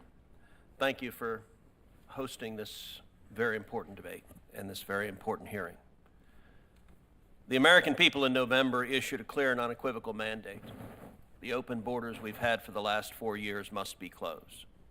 We can no longer allow criminals and cartels and gang members and deadly drugs to stream across our border. And President Trump has been working every day since he was sworn in to keep his promise to secure the border. He declared a national emergency on the southern border. He reinstated the Remain in Mexico policy. And just yesterday, President Trump negotiated that Mexico will station 10,000 troops at the southern border to help stop the flow of fentanyl into the United States. President Trump is doing his part to meet the mandate from the voters. We also in Congress must do our part to meet that mandate. That's why I hope that this committee supports the Halt Fentanyl Act, an act to permanently classify fentanyl-related substances as Schedule I under the Controlled Substances Act. Fentanyl and its analogues are extraordinarily powerful and extraordinarily destructive. Congress and the American people don't talk enough about fentanyl's dangerousness. So I want to talk a little bit about that. Dr. Westlake, you are an emergency room physician. How much fentanyl does it take to kill an adult human being? Well, this is 2,000, enough to kill 2,000 people, so it's 4 to 5 grains of sand is a lethal dose for an opioid-naive patient. 2 milligrams Yeah. is what it takes. If you see on this photograph a penny, we all know the size of a penny, and those couple of flakes there are enough to kill an adult human being. Dr. Westlake, last year, approximately how many people died due to fentanyl overdoses? I believe it was around 70,000. This means, on average, 6,250 people died every single month due to fentanyl. And it's a number that tragically has skyrocketed during the Biden-Harris years. Sheriff Barnes, as a law enforcement professional on the front lines of the battle with fentanyl, can I ask you how many pounds of fentanyl were seized by Customs and Border Patrol at the border last year? Senator, unfortunately, I can't answer that. I can answer for my organization, but I know it was a lot and growing. It's 2,250 pounds of fentanyl. An astronomical figure. And let's actually, I want to put this into context. This packet of Sweet and Low. This packet, if it were full of fentanyl, could kill 500 people. Now take a look at this container. It's a container we're all familiar with. If this were full of fentanyl, it could kill 368,500 people. That's more than the entire population of Corpus Christi, Texas, or Lubbock, Texas. Now let's look at another packet. Something, again, all of us likely have in our kitchen. This single bag of sugar, if it were filled with fentanyl, could kill 905,000 people. Almost 1 million people. This single bag could take out the entire population of Austin, Texas, the capital of my home state. Now imagine 562 of these bags. That's how much fentanyl came into the United States of America in a single month. And how many lethal doses of fentanyl is in 562 bags? What came in a single month last year? 510 million lethal doses. In 1 month, more fentanyl came into America than it would be needed to kill every single man, woman, and child in the United States. This is a crisis we have to solve. Mr. Puerta, Ms. Noring, thank you both for being here. Thank you for your courage. I will say, as the father of 2 teenage girls, you've lived a nightmare that every parent is terrified of. What I would ask is, what would you say to parents at home? What do parents at home need to know about this? What do teenagers and kids at home need to know about the dangers of fentanyl? If you don't think this can happen to you, I'm very sorry, but you're very sorely mistaken. This is taking everybody by storm. That's what I would tell every single parent. Due to the stigma of addiction and overdose, though, most people think that this could not affect their family because either they don't have somebody who's addicted to drugs in their family or somebody who's using drugs on a recreational basis. But children make mistakes. I do not condone my son Daniel wanting to self-medicate during the height of the pandemic for his whatever was happening in his head. I do not condone it. He made a mistake, and the price that he paid was his life. Children are supposed to make mistakes but not die from them, period. And that's what's happening every single day, 22 times a week in the United States of America. We have to stop this. Amen. Ms. Doring? I echo the same thing. You know, that whole saying, not my kid, take that out of your vocabulary because it could very well be your kid. We had every conversation with our children about addiction because unfortunately on both sides of our family, we have members that suffer from STD. But nobody at the time was talking about this crisis. So I feel robbed of a conversation I could have had with my son that could have saved his life. So take that out of your vocabulary. This very well could happen. And it can very well happen. These dealers are on Snapchat, all platforms, every single one of them. And we've reported them. I know Mr. Puerta's reported them.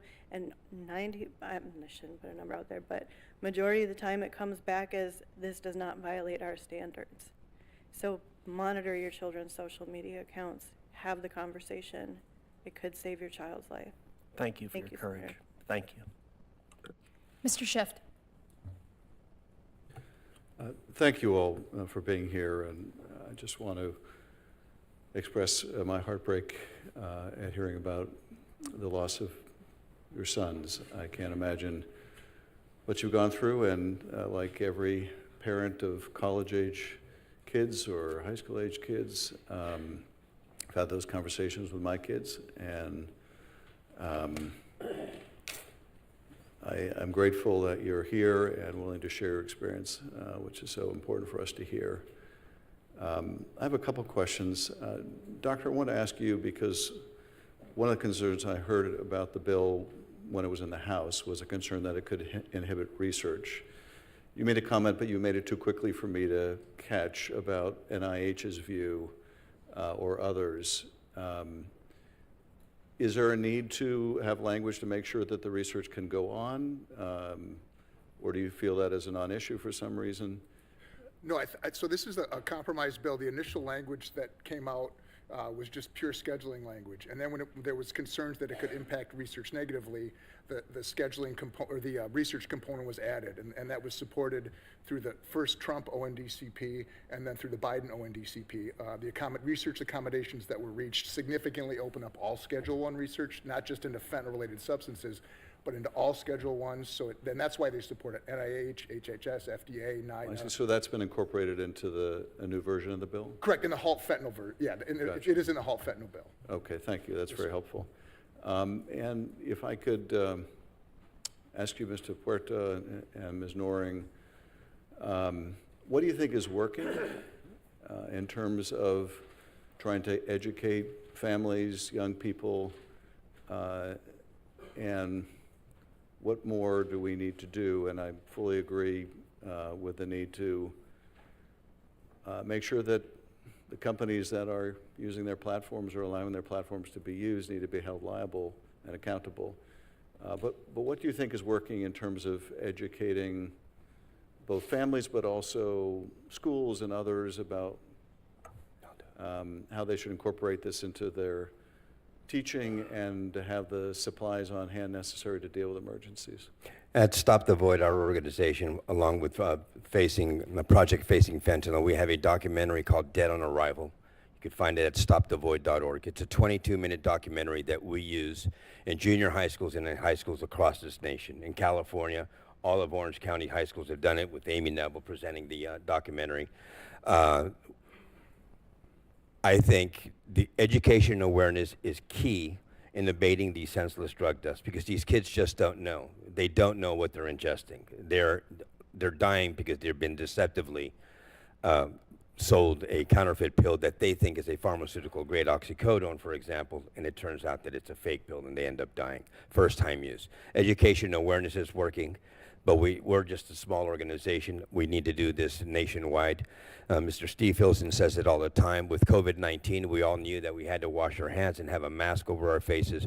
Why on the national or on the federal level, why have we not had a PSA campaign of sorts of warning all parents and children of the impending danger of illicit, or should I say recreational drug use?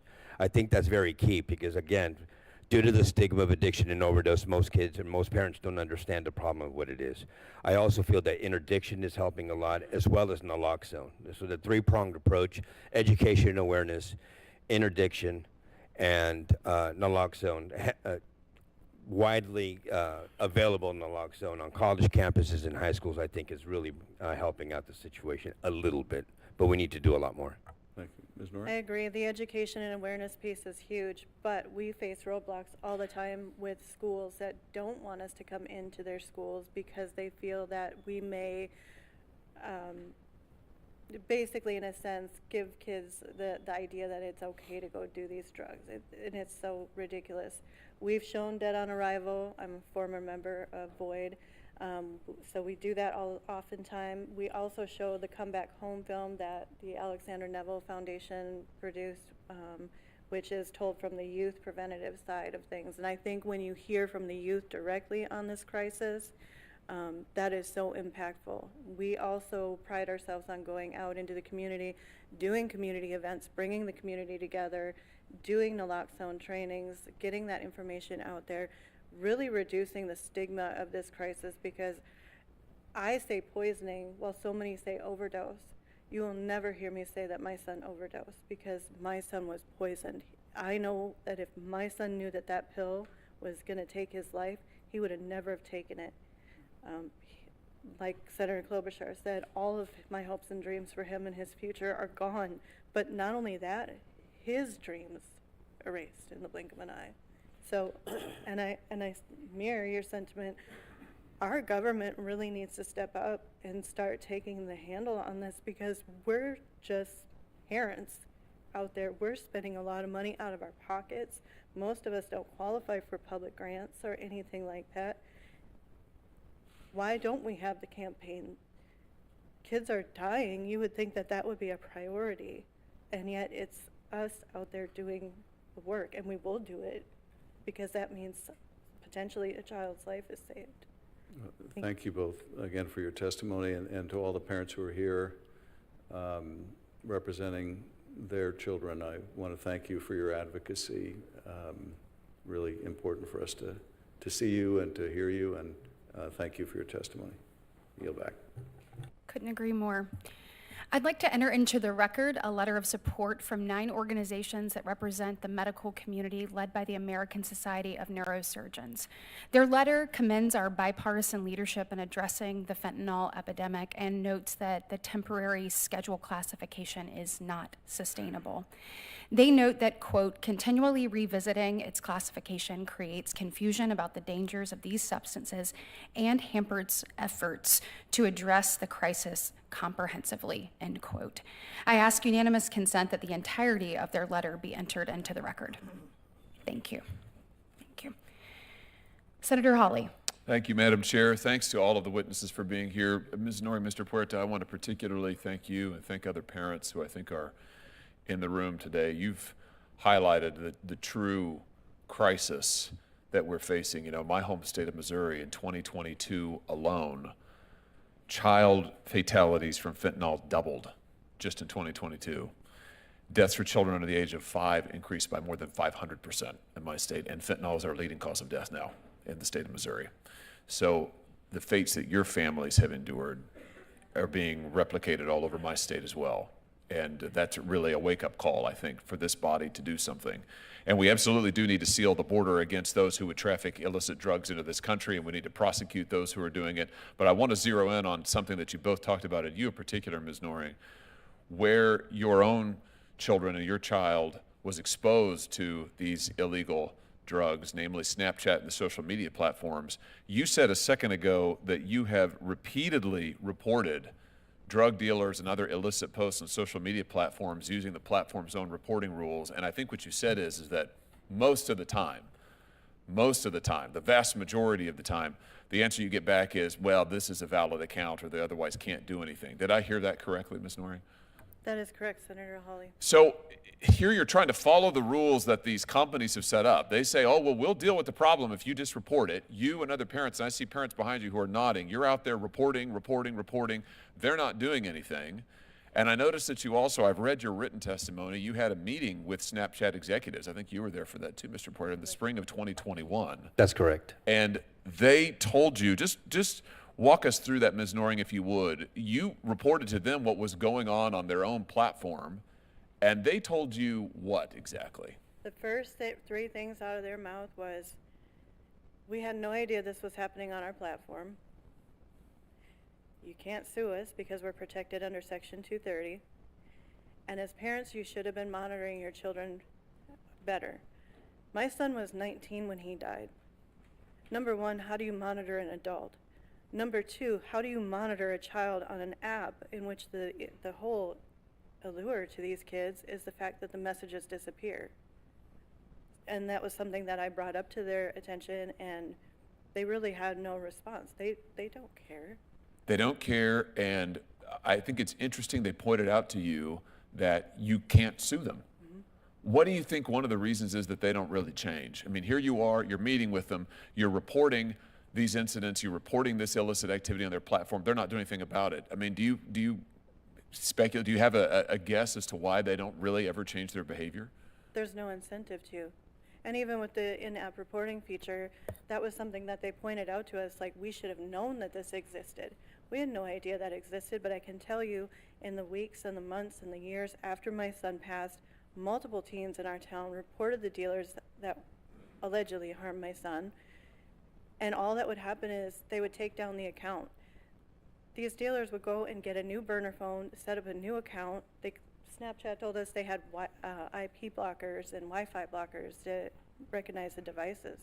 These dealers are buying burner phones. They're going to, I don't know, your coffee shop, your school, you're going to the library and setting up a new account. Our dealers in my community laughed at Snapchat. They're like, haha, they tried to bamboozle us. We're back, baby. Seriously. I want to just highlight what you just said, because I think I want everybody who's watching this, and I want every member of this committee and every member of the Senate to understand what you just said, which is that the social media platforms don't change because they don't have any incentive, which is a very polite way of saying there's no hammer on these people. They do whatever they want to do because they know nobody can effectively hold them accountable. And they really let the mask slip when you two walked into their offices and told them that they had participated in the killing of your children, because that's what happened. They made money off of it effectively because they're making billions of dollars on their social media platforms. They're killing our kids. They're exposing them to all kinds of ungodly material, and they won't do anything about it because we can't hold them accountable. And I just want to say to members of this body, that has got to change. It is time to give parents the right to sue these platforms. No company in America has the liability shield that these companies have. They can do whatever they want to our kids, and we can't do anything about it. And I say that as the father of 3 young children. I'm terrified of what my kids might find on social media for the reasons that you've given today. But as a parent, I can't do a thing about it if these companies decide to exploit my children. And it is time for that to change. And we know how to change it. The way to change it is give the parents in this country the right to get into court. Open the courthouse doors and allow them to sue these companies. It's time. And until this body takes that action, I just have to say almost nothing else we do is really serious. You can try to fine them, they don't care. You can change the rules on reporting, they'll evade it. You can slap them on the wrist, they won't do anything. Until plaintiffs can get into court, nothing will change. And so I will introduce legislation, this Congress, to allow parents, to allow you to go to court and sue these companies. And I call on every member of this committee and every member of this body to support this effort to get justice for your children. Thank you for being here today. Thank you, Madam Chair. Senator Padilla. Thank you, Madam Chair. Colleagues, so much appreciate the opportunity to focus on this crisis today with one caveat. I think it's a little disappointing to continue to stick to an inaccurate narrative that the fentanyl crisis in America is primarily an immigration problem. The fentanyl crisis in America is a health crisis. It is a public safety crisis. And as we've heard from testimonials today, it's a life and death crisis. But the fact of the matter is that the vast majority of fentanyl that is smuggled into the United States is brought in through legal ports of entry, mind you, not between ports of entry, but through legal ports of entry by primarily United States citizens. Don't just take my word for it. Look at CBP data. Now, I know it's been called into question earlier, the accuracy of it, even if it was off by, half. We're looking at half and half. Now, don't mistake my words here in condoning that anybody attempting to come into the United States unlawfully that happens to be carrying fentanyl should be off the hook. I disagree. We should clamp down on them. But if data is important for driving policy decisions and informing strategic actions, let's look at the facts. 80% plus of the fentanyl intercepted at the border is being brought in through ports of entry by United States citizens. So again, folks coming through unlawfully, I'm not saying ignore them, but let's not ignore where the concentration of the problem is. I won't ask the witnesses today what recommendations or strategies that we should be implementing through the Department of Justice, through the Department of Homeland Security. I think we're going to have opportunities for other DOJ officials in the coming days and weeks to do that, and we should.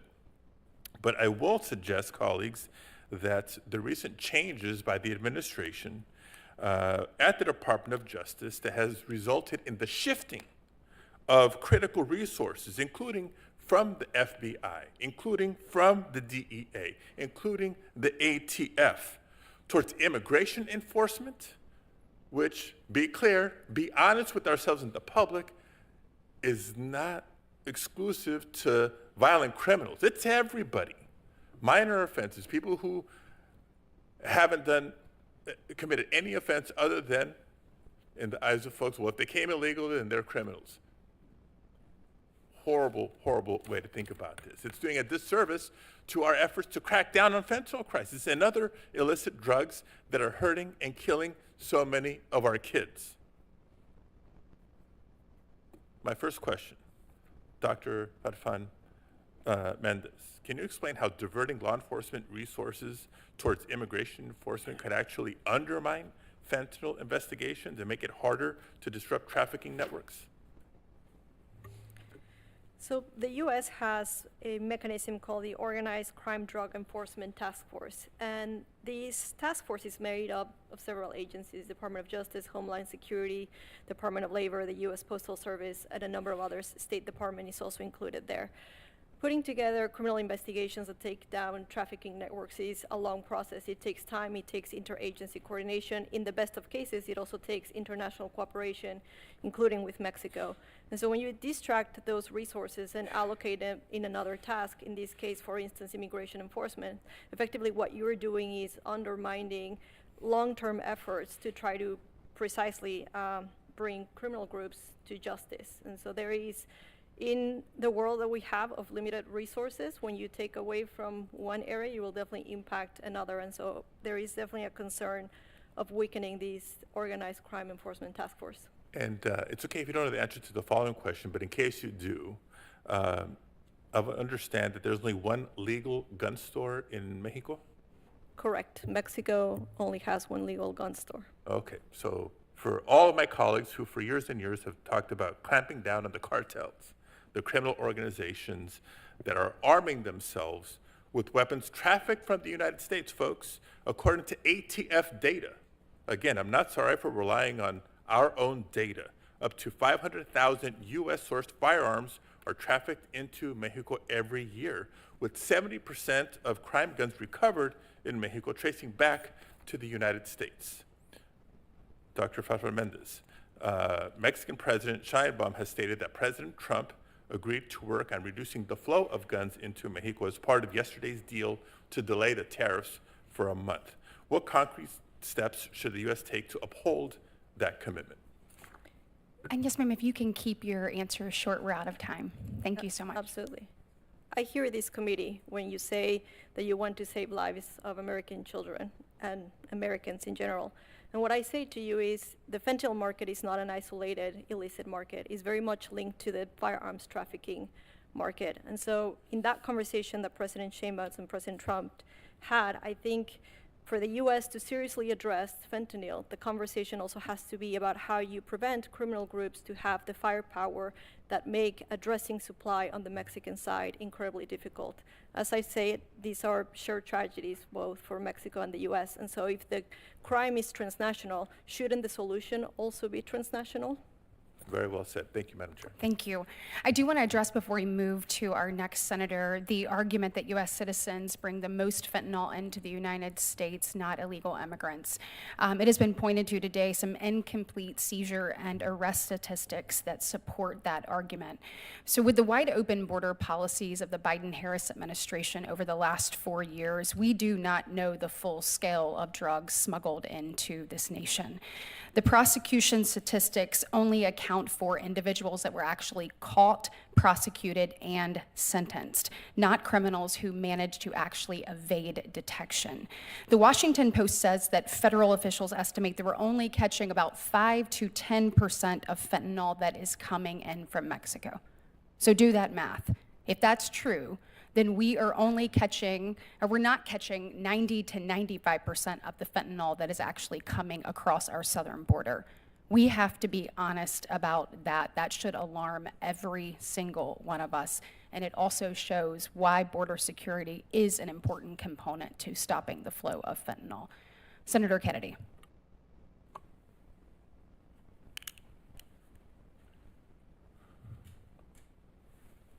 Dr. Farfan,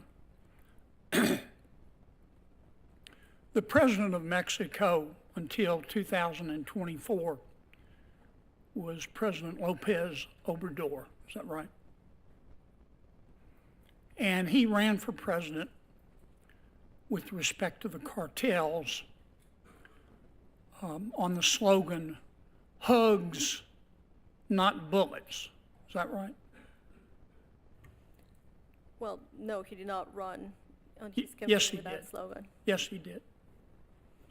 Now, his hand-picked successor is President Steinbaum. Is that correct? Sheinbaum, Is that correct? Gloria Sheinbaum, Right. Am I right? yes. Okay. I love the people of Mexico, and the people of Mexico are good friends. But isn't a big part of the problem that President Lopez Obrador and now President Sheinbaum, thank you for correcting me, by the way, live in the right front pocket of the Mexican drug cartels? I disagree with that statement. I thought you might. You want more task forces. Dr. Westlake, this represents 400 grams of fentanyl. Kill every person in Providence, Rhode Island. If you're a dealer and you get caught with this, you get 10 years minimum.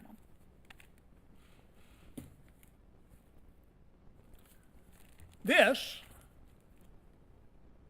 represents 40 grams of fentanyl. Would kill every single man, woman, and child in Culpeper, Virginia. If you get caught with this amount, as a dealer, you get a 5-year minimum sentence. This is where it gets special. This represents 10 grams of PCP, If you get caught with it, as a dealer, you get 5 years minimum. Is fentanyl more dangerous than PCP? Yeah, absolutely, Senator. The fentanyl is classified, can be classified as a lethal weapon. I did a chart on it. And This is 5 grams of meth. That's what this represents. If you're a dealer and you get caught with it, your minimum sentence is 5 years. Is fentanyl? You get caught with this much fentanyl, 5 years or 10 years. Get caught with this much fentanyl, 5 years. Get caught with this much meth, you can hardly see it, you get 5 years. Does that make any sense to you? No, sir. It's like cell deep stupid, isn't it? You don't need a task force to see the logic of that. I've got a bill, it's called the Fairness in Fentanyl Sentencing, I've reintroduced. This bill will lower the 5-year mandatory minimum for 40 grams of fentanyl to 2 grams of fentanyl. It'll lower the 10-year mandatory minimum from 400 grams of fentanyl to 20 grams of fentanyl. This bill won't punish addicts. It'll help. It's not going to help until President Lopez Obrador and President Scheinbaum get out of the pockets of the drug cartels. But it's a start. This bill will punish dealers. Thank you, Madam Chairman.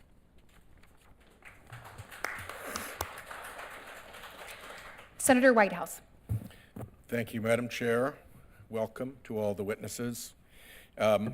We have real problems in this country with opioid addiction. I was the lead Democrat author of the Comprehensive Addiction Recovery Act, which both changed the nature of the response to this with a lot more emphasis on recovery and prevention, and also opened up significant funding that has flowed through to states to help the groups that are helping people through their addiction and through their recovery. At this point, as best I can tell, the Trump funding freeze is blocking dollars that would otherwise be flowing to treatment and recovery groups around the country. In some cases, it's not so much that they're being told no, it's that they can't get a straight answer. And the confusion could well be just a deliberate fog to obscure the freeze. The lawsuits that are proceeding will help clarify that. But in the meantime, I think it's notable when we're dealing here with this issue to understand that the Trump administration has unilaterally frozen funds that flow through to this problem. Our community health centers in Rhode Island are seeing funds similarly either blocked or fogged so that they can't get an answer that the funds are cleared. And it's through community health centers that a lot of people get their treatment as they deal with addiction and recovery issues. So I hope that we can get this freeze issue resolved now that 2 courts have found that it is illegal. In the same way that the Trump administration doesn't seem to respect the power of the purse and Congress, it is not clear that they respect the power of the courts to decide what the law is. So we will have to see, but we are clearly outside of constitutional bounds at this point, and people who count on addiction and recovery services are in the target hairs of this. We have agreed, I think, as a committee, and we've done some pretty good work together as a committee, Republicans and Democrats alike, to try to put pressure on drug sales that come via the internet and through social media. So it's disturbing to me that President Trump pardoned an individual who ran a drug-selling dark web site. He also had some murder for hire accusations, just to add a little bit of color to what a decent person he was. I think the place where we can make the most progress, as Ranking Member Durbin mentioned earlier, is with Section 230. I applaud the litigation that is going forward. I applaud the lawyers who've been able to negotiate the various hurdles that Congress has erected to the American system of justice having its role in dealing with these deaths and with these tragedies. I think there's bipartisan support for repealing Section 230. I am on for that, and I think the sooner we do that, the better we are. It is simply wrong for these enormously powerful social media entities to have rights to do harm to Americans without accountability that no other entity shares. So they've blown any excuse to maintain that privileged position with their behavior, in my view. So let's go for 230. And with respect to enforcement, reassigning FBI, DOJ, and DEA agents off this task, I don't think is a good idea. We'll find out more about how many were reassigned. Cutting FinCEN dollars, I think, is a big mistake. And I'll close with a question to Dr. Farfan. It's been my experience as a prosecutor for many years that we put a lot of attention into interdicting distribution networks for drugs. By comparison, we put a very small effort into interdicting the financial return of that money, the hiding of that money in international accounts and international dark money banking and covert other systems. What more should we be doing to get after the financing of these cartels? And is the gun traffic back to them part of the payment to them for the drugs that we try to interdict coming in? And we are out of time, so if you can keep your response brief, thank you. Well, customarily, as long as the question is asked before the clock runs out, the witness gets to answer it. Thank you. So in terms of the illicit flows, certainly there's, because money laundering takes place across jurisdictions, it requires also cooperation. So the best cases that we have seen between, for instance, Mexico and the United States of dismantling money laundering operations had to do with working together between the two governments. Now, I understand this is not easily done, but these are the most effective cases of money laundering. Certainly, firearms trafficking is part of that. There's a clear notion that drugs normally come from the South and firearms and money flow from the United States to Mexico. And again, there's a linkage between these criminal markets. And if we want to save lives by tackling the fentanyl supply, then there should also be paying attention to money and firearms. Thank you, Chairman. I appreciate your courtesy. With regards to social media, I appreciate the work that's been done on this committee, and certainly Senator Blumenthal and Senator Blackburn and the work that they have done in a bipartisan way to address this. As a mom of a 14 and a 15-year-old who knows that Snapchat is used to tell people which color uniform they're supposed to wear that day, or they use it to figure out where friends are going to meet.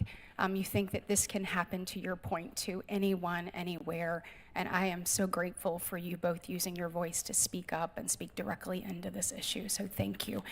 I do want to address complaints about the brief pause on grant funding. It's important to know that this was temporary. It was a temporary pause, and to the extent permitted by law, law enforcement grants aren't handed out during this time of year. Our constituent needs will continue to be taken care of while President Trump delivers on the job voters elected him to do. Voters ask him to grow our economy, protect our communities, and ensure that taxpayer dollars are used wisely. Examining spending is part of that. President Trump has always backed the blue, just like Chairman Grassley and just like myself. Additionally, one more thing before we move on, I'd like to enter into the record a letter of support from 11 law enforcement organizations for Halt Fentanyl, including the National Narcotic Officers Association, which is in town for its annual conference. I am pleased that we have several of their members here today as guests of Chairman Grassley. These organizations represent constituents from each of our states and a significant portion of our nation's federal, state, and local law enforcement communities. As their letter says, for the sake of public safety, we must pass Halt Fentanyl Act. Senator Blackburn. Thank you so much, Madam Chairman. Mr. Puerto, I am so sorry for your loss. I noted that you said your son had an ADHD diagnosis, and I was looking at figures last week from our TennCare, which is our Medicaid program in Tennessee, and there are over 400,000 children in our state of 7 million people that have an ADHD diagnosis. I know that we have so many times seen kids that to deal with the pain would try to get something, and my heart breaks for you. And I hope we take a deeper dive, and that if confirmed, that Robert F. Kennedy will take a deeper dive into how we medicate children and work on these issues. And thank you for the good work that you were doing. Ms. Noring, thank you for your support of COSA. I appreciate that, and we share your heartbreak. I stepped out of committee to go speak to a group of children that are here for Wired Human and are working on this issue. And the work that you and other parents have done has encouraged these children to stand up and be a resource to their peers and to help them through this issue. So I thank you for that good work that you are doing. Sheriff Barnes, I want to talk with you about HIDA. I know that in 22, we had 134 criminal organizations that were dismantled by HIDA. We had over 8,700 kilograms of drugs that were removed nationally. And in Tennessee, our TBI director, Director Roush, every time he sees me, he says, we have to reauthorize HIDA because it is effective. And the Appalachia HIDA task force operating in Tennessee was responsible for moving $51 million street value of drugs off the market. So talk for a minute about why it is crucial that HIDA be reauthorized for law enforcement officers like you. Thank you, Senator Blackburn, and thank you for the reauthorization of HIDA. It's very important, and Director Roush is a good friend. He's a good man. I will summarize it this way. At this time in our nation's history, the worst time of our narcotics trafficking and deaths, this is not the time to disenfranchise or divest from the HIDA program. HIDA programs are national.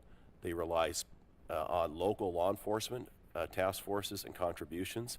The HIDA funding doesn't really fully fund the HIDA programs. It offsets those contributions from locals. And right now with our municipal agencies having hiring problems, they're stepping away from the HIDA programs. Keeping them staffed is very difficult.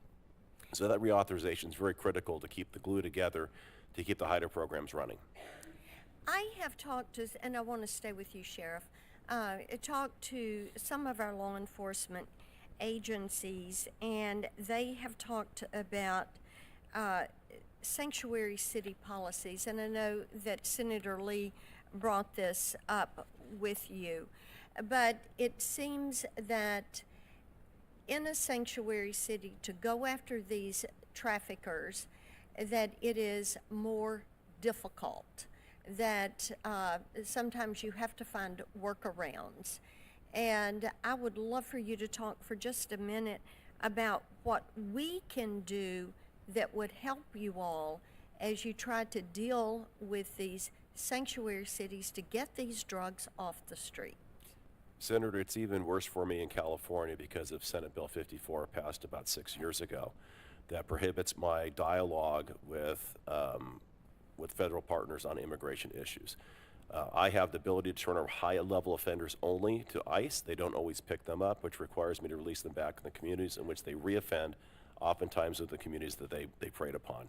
I'm a supporter of abolishing that SB 54 movement. We have to be able to cooperate with our federal partners, and I think if we hold these criminals accountable, this isn't about the general public, those are entrusted to my care in my jail, and the safest environment to transfer them over to ICE's custody will keep our communities safe, especially those immigrant communities, from them returning to and preying upon them. And, you know, so many people will say when they get back out, you know, when they evade law enforcement in these sanctuary cities, that they really return even more committed to abuse people in those communities where they have been trafficking those drugs, to pick up the pace of selling the drugs. And I look at these sanctuary city policies and I think how difficult it makes your job when you're trying to keep our community safe. And we thank you for the work that you're doing. We thank each of you for being here today. Senator Blumenthal and I are going to continue to push COSA to get, as you said, Ms. Noring, that foundational law that will allow us to hold social media to account. Thank you all. Thank you, Madam Chair. Thank you. Senator Schmidt. Madam Chair, two hearings and you're chairing the committee. This is, wow, it's amazing. Thank you for recognizing me. First of all, as a parent of 3 young children, or now they're not so young now, teenage girls, and my son Steven, who's 20, thank you for being here and sharing your stories. I can't imagine how difficult it is to do this, but it is incredibly effective, I think, when you do show up and you share those stories. It humanizes something and an issue that can very often become about different things other than the actual human impact. And, you know, from my perspective, the job I had before this, I was an attorney general in the state of Missouri and actually served with Senator Moody. And we went down to the border and learned a lot about the activity and how the cartels, and it's not just the drugs, and there are obviously the drugs, but the value of the human trafficking alone, and this is a few years ago, was $100 million a week. A week. That is not, that we're not even talking about the value of the drugs that they're moving, and the zones of influence that they have into the interior of the United States. This is a serious crisis, and obviously it's killing, you know, too many of our young men and women in this country and communities all across the country. And you know, it gets overused now, but every state truly is a border state when it comes to this. And sort of in that vein about the cartels, I do want to ask you, Doctor, in your view, is Mexico doing enough from a law enforcement perspective as it relates to the cartels? I think both countries need to do more. No, yeah, Mexico. I'm asking about Mexico. Listen, there's a lot we need to do, but I want to ask specifically, I mean, part of the reason you're here is to speak to that relationship between the U.S. and Mexico, but from your view, are they doing enough? I think there's definitely more that can be done by Mexico. And what would that be? I think he's working closer with U.S. counterparts. I think he's also having this diagnosis of this connection between these criminal markets, firearms trafficking, drug trafficking, to really benefit communities on both sides of the border. Do you feel like, and there's been testimony, this isn't just, you know, in some high-profile cases, including in the El Chapo case, there's been testimony from witnesses who were once members of the cartels that there is pretty widespread corruption at high levels of the Mexican government that are preventing them from actually doing what they should do to crack down on the cartels. Do you share those concerns?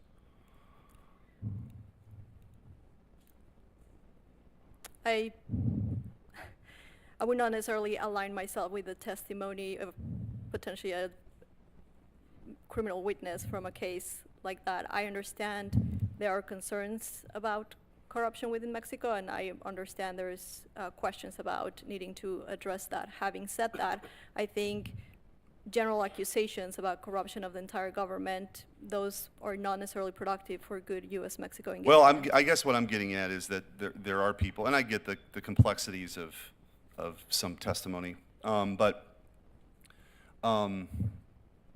it's not just a one-off example. And I think the concern I have is that there's just very little being spent, quite honestly, on law enforcement writ large in Mexico. And I just don't know that this has been given the attention it over the last at least 4 years that it should. And hopefully that dynamic is changing. I do think the cooperation between the U.S. and Mexico is really important on this. There's no doubt about that. But I want to, I guess, sort of turn my attention, Sheriff, to you, because with my limited time, you do have sort of one arm tied behind your back, given, I guess, the laws in the state of California, the sanctuary status, which isn't, I don't pretend to understand it at all.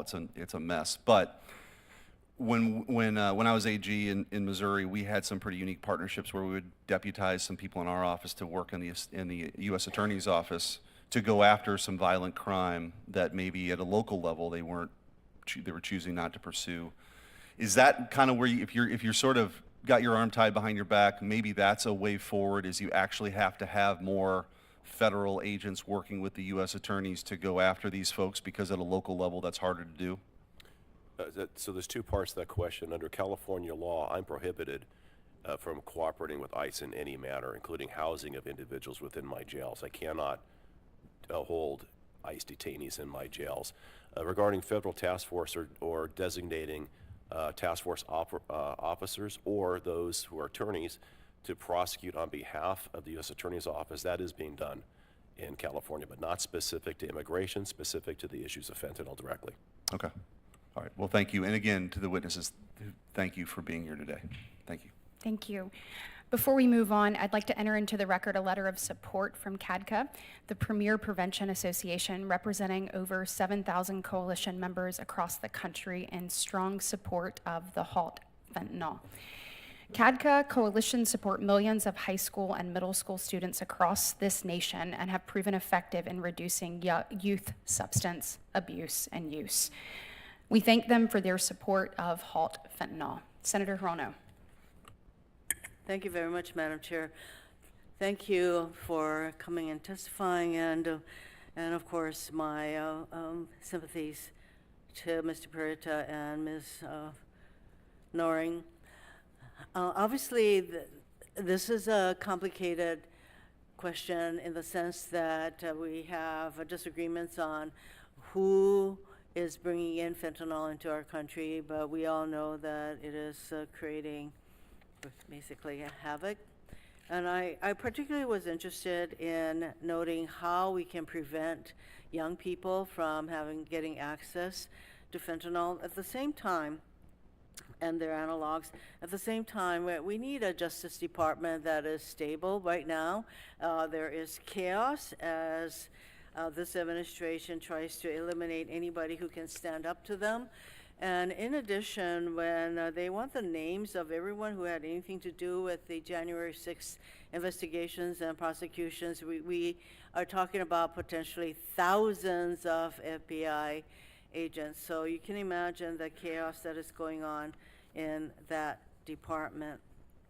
For Mr. Puerto, I know you mentioned the Dead on Arrival as a documentary that is shown. I mean, what age do you think that the children should be when they are alerted to, for example, not buying anything on the internet? And this goes for Ms. Nodding too, in terms of prevention. What is an age? And then, does a documentary like the one you mentioned, does it really impact the young people? If not, what does in terms of education? Dead on Arrival, again, is a 22-minute documentary that we use in junior high schools and high schools across the nation. We just started also with 5th and 6th graders as well. We started that in Lake County, California, where Mr. Filson, who's behind me here, went up there and saw more than 5,000 students. Ms. Hirono, I have a stack of letters from high school students, junior high school students, elementary school students who have seen this documentary that had absolutely no idea of the impending danger and had no idea that buying illicit fentanyl was as easy as ordering a pizza through Snapchat. That's how easy it is. And the danger of this drug is they can die on first use. According to the New England Journal of Medicine, 22 children per week died in the year 2022 between the ages, non-addicted children between the ages of 14 and 18 years of age, mostly driven by illicit fentanyl pills, 22 a week. So easy to obtain on the internet. And that's why there are a number of us on this committee who have raised the issue of very dramatically limiting the Section 230 immunity for the social platforms, because what parents particularly have to go through just to hold these entities accountable, it shouldn't be that way. And so there are a number of us who are on that page.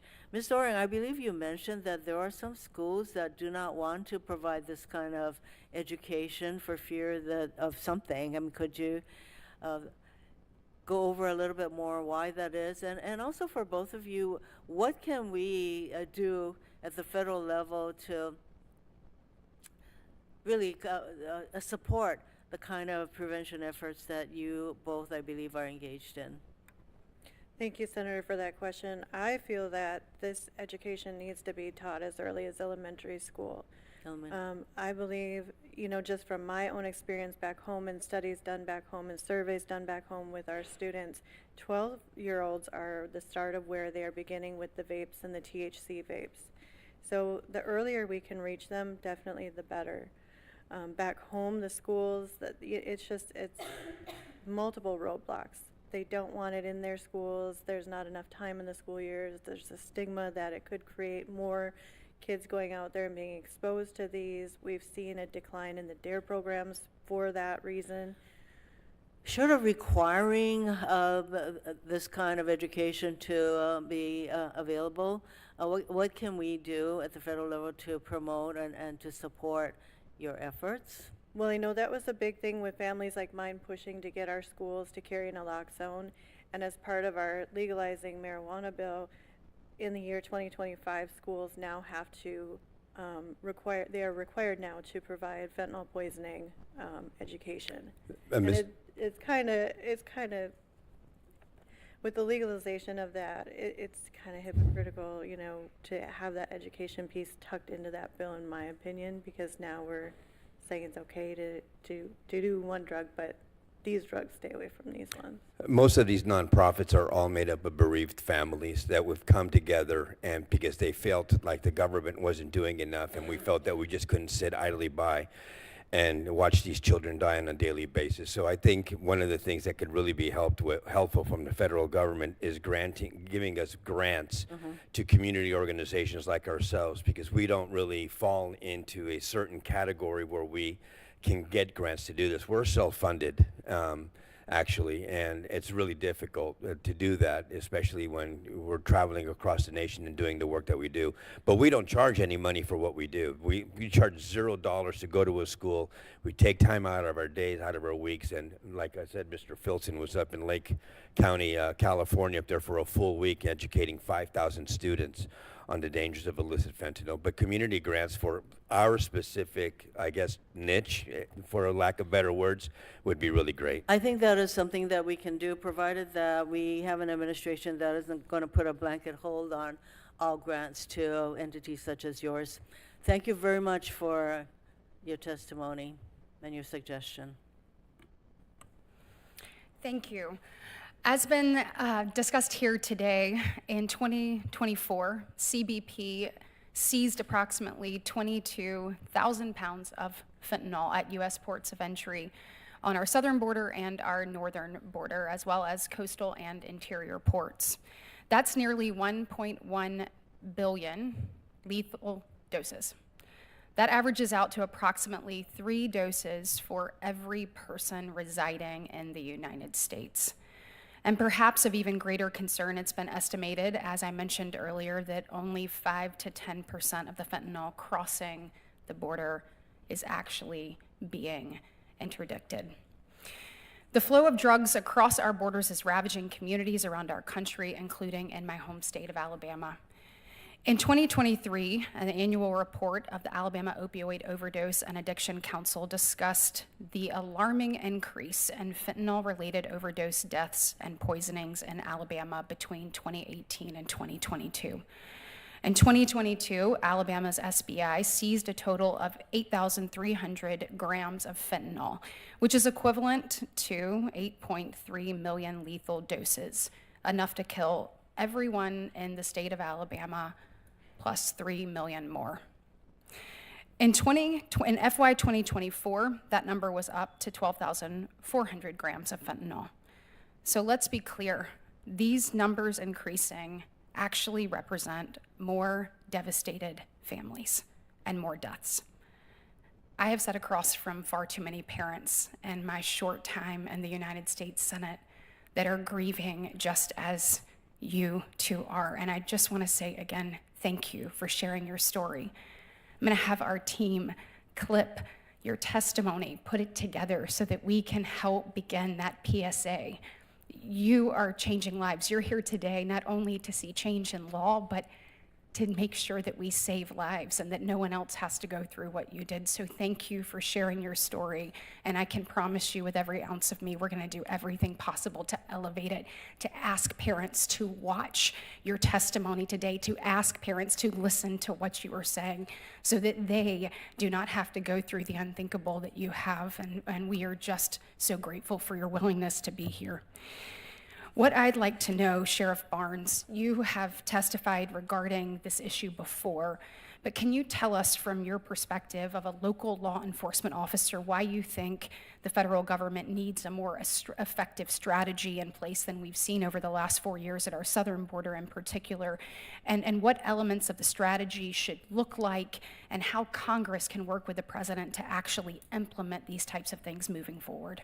Yes, thank you, Senator. I have testified to this before, and I think if you look just from post 9/11 where we are today, the threat horizon is much broader than it was back 24 years ago, and it's encompassing all these other categorical crimes, cyber, fentanyl, human trafficking. They are all on the same platform. So specific to fentanyl, we have to work laterally and vertically, and that means with our federal partners, our state partners, and our local partners, laterally with all the different efforts being put forth on the trafficking entities that are disparately addressing this issue, but we're not synergizing those efforts very well. I believe that we have a problem with communications. Okay. If we're going to do a great offense, we have to communicate with our federal partners at the border, find out where their efforts are, how we can pivot around those to get the end around from the cartels, and most importantly right now, be aware of probably the maritime issues we'll undoubtedly face going forward because of the closure at the border. They will pivot around on the waterways. Thank you. Dr. Westlake, first I want to thank you for the incredible work that you've done as a medical professional and as an advocate working to protect Americans from the dangers of illicit drugs like fentanyl. In my view, we need to be as bold as possible when it comes to taking steps to protecting American children and families from the scourge of fentanyl. That's one of the reasons I am a co-sponsor of the Halt Fentanyl Act. Given your work on the issue, can you comment on the impact that FRS class scheduling has had on the enforcement landscape over the last several years, and if there are any myths about class scheduling that you would like to dispel? Thanks for the question, Senator Britt. Yeah, so the myths that were there were initially that there would be people that were incarcerated from it, unduly incarcerated. It's already proven through the GA report and since then that people aren't being incarcerated for it for the same reason that people aren't dying from it. Is because it doesn't exist, and that's what it does. This is, I don't envy the job that you have up here on the dais of addressing the, one of the things you address is the illicit fentanyl scourge, but one thing that's the lowest hanging fruit you can address is just permanently scheduling fentanyl-related substances. There's no impact on criminal justice that's negative. It saves people's lives. It's a proven strategy. It's a win. It's bipartisan, 70 votes in the House last session, probably more this session. So I encourage that to happen. Thank you. And thank you all for your time today. I am going to recognize Senator Moody. And also, this is the fastest rise to the top ever. You will be chairing this committee as I go to vote. And it is appropriate because this has been one of my priorities as Attorney General, and I am honored to be here today among all of you. If you are a family member who has lost a loved one or a law enforcement official who has stood by that family and worked with someone who has lost a loved one, will you stand up? I just wanted this hearing to reflect the power of Americans coming together under such tragic loss to get something done. Thank you so much. This was one of, thank you, Katie Britt. This was one of my priorities as Attorney General, but not because I was the Attorney General. It was because I worked alongside so many people who had lost loved ones, law enforcement. I am a mother of a teenager. I am the wife of a law enforcement officer. This is the #1 killer of working and fighting age Americans, period. So we have a lot to deal with, a lot on our plates as leaders in this nation. This is the #1 killer of working and fighting age Americans right now. It has been. And if I sound upset about the fact that we have not moved faster on this, that is justified. I want to commend Chairman Grassley, who called this hearing. The last 4 years, this committee has not held one hearing on fentanyl. And again, I will repeat, this is the leading killer of working and fighting age Americans. And whether you are a lab in China, whether you are a cartel in Mexico, whether you are an organization that is sitting by while your company or your platform is being used to facilitate the trafficking of fentanyl and fentanyl-related substances, this is happening on purpose. This is intentional. No one can say that it is not, because things can be done. Like, I don't know, start with a hearing to talk about fentanyl. Bring family members that have lost loved ones, law enforcement that is working on the front lines. Thank you for taking the time to be here. I'm glad this is one of my first hearings. So I want to thank Chairman Grassley for doing this, because the last 4 years we should have had a hearing on this in this committee, and we have not. I'm the newest member here. I sit at a kid's table, if you can see. I'm not even attached to the real bench. But we're going to talk about it moving forward. I can assure you that. I just spoke with Joni Ertz. She said when she got here, she pledged to be a squealer on budget issues. I'm going to be a squealer on the loss of life, because this weakens us as a nation, weakens us. And I know all of you know that. I also want to thank a great president who has done a lot in the first 2 weeks in office. You know, in the last 4 years, I said repeatedly, as AG, we need to declare the cartels as foreign terrorist organizations. He got that done. I said we need to do that so we can send military to the border to secure it. He got that done. Oh, and by the way, when I pointed out, as Dr. Farfan said, transnational problems require transnational solutions. When I pointed out that the Mexican president at the time said, fentanyl is not our problem. I'm a Mexico first president. Fentanyl is an American problem. Soon thereafter, our commander-in-chief said that Mexico was a great partner. I am so glad that we have a president now that within the first 2 weeks leveraged tariffs, that now Mexico and Canada have both pledged resources and bodies to help shut those borders and stop the flow of fentanyl. That's how you get stuff done. It can happen if you have people committed to it. Transnational problems do require transnational effort, and I'm glad we have a commander-in-chief holding feet to the fire and getting it done. There's been a 350% increase in fentanyl deaths among our teens in the last 4 years. I want to just say, as a mother, I could barely hold it together when I was listening to your testimony. I have a teenager right now. I cannot imagine the indescribable, overwhelming, traumatic pain that you have suffered, but I want to thank you for being here, for sharing your stories, most importantly, for sharing your children's stories, so that we could not only honor Daniel and Devin, remember them, but bring meaning to what you have gone through so that other parents, I want to say, I and you and other parents right now of teenagers, we're about the first generation of parents having to deal with this mess. We're learning as we go. You are on the front lines in this fight, helping us, leading the way, shining the light. We've got your back, but we need you showing us where to go, and I want to thank you for that.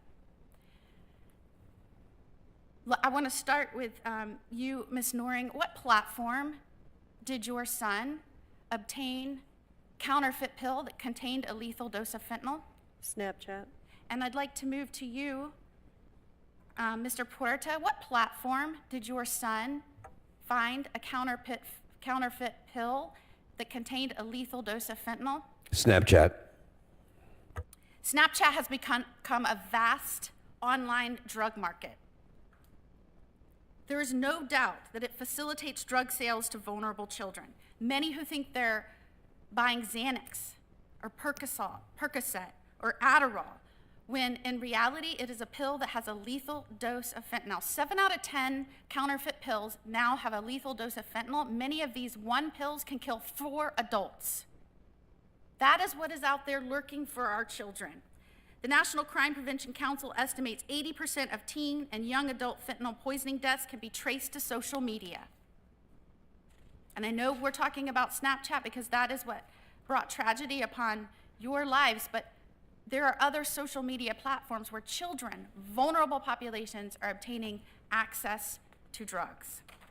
Teens can now get drugs so easily, the cartels think of these social media platforms as their Uber Eats for quick delivery right into the hands of our children. I agree with you, Mr. Puerta and Ms. Noring. The bedroom is where we always thought our children could go upstairs, shut their door, and they would be safe. And that is no longer the case, which presents challenges to parents like we have never seen before.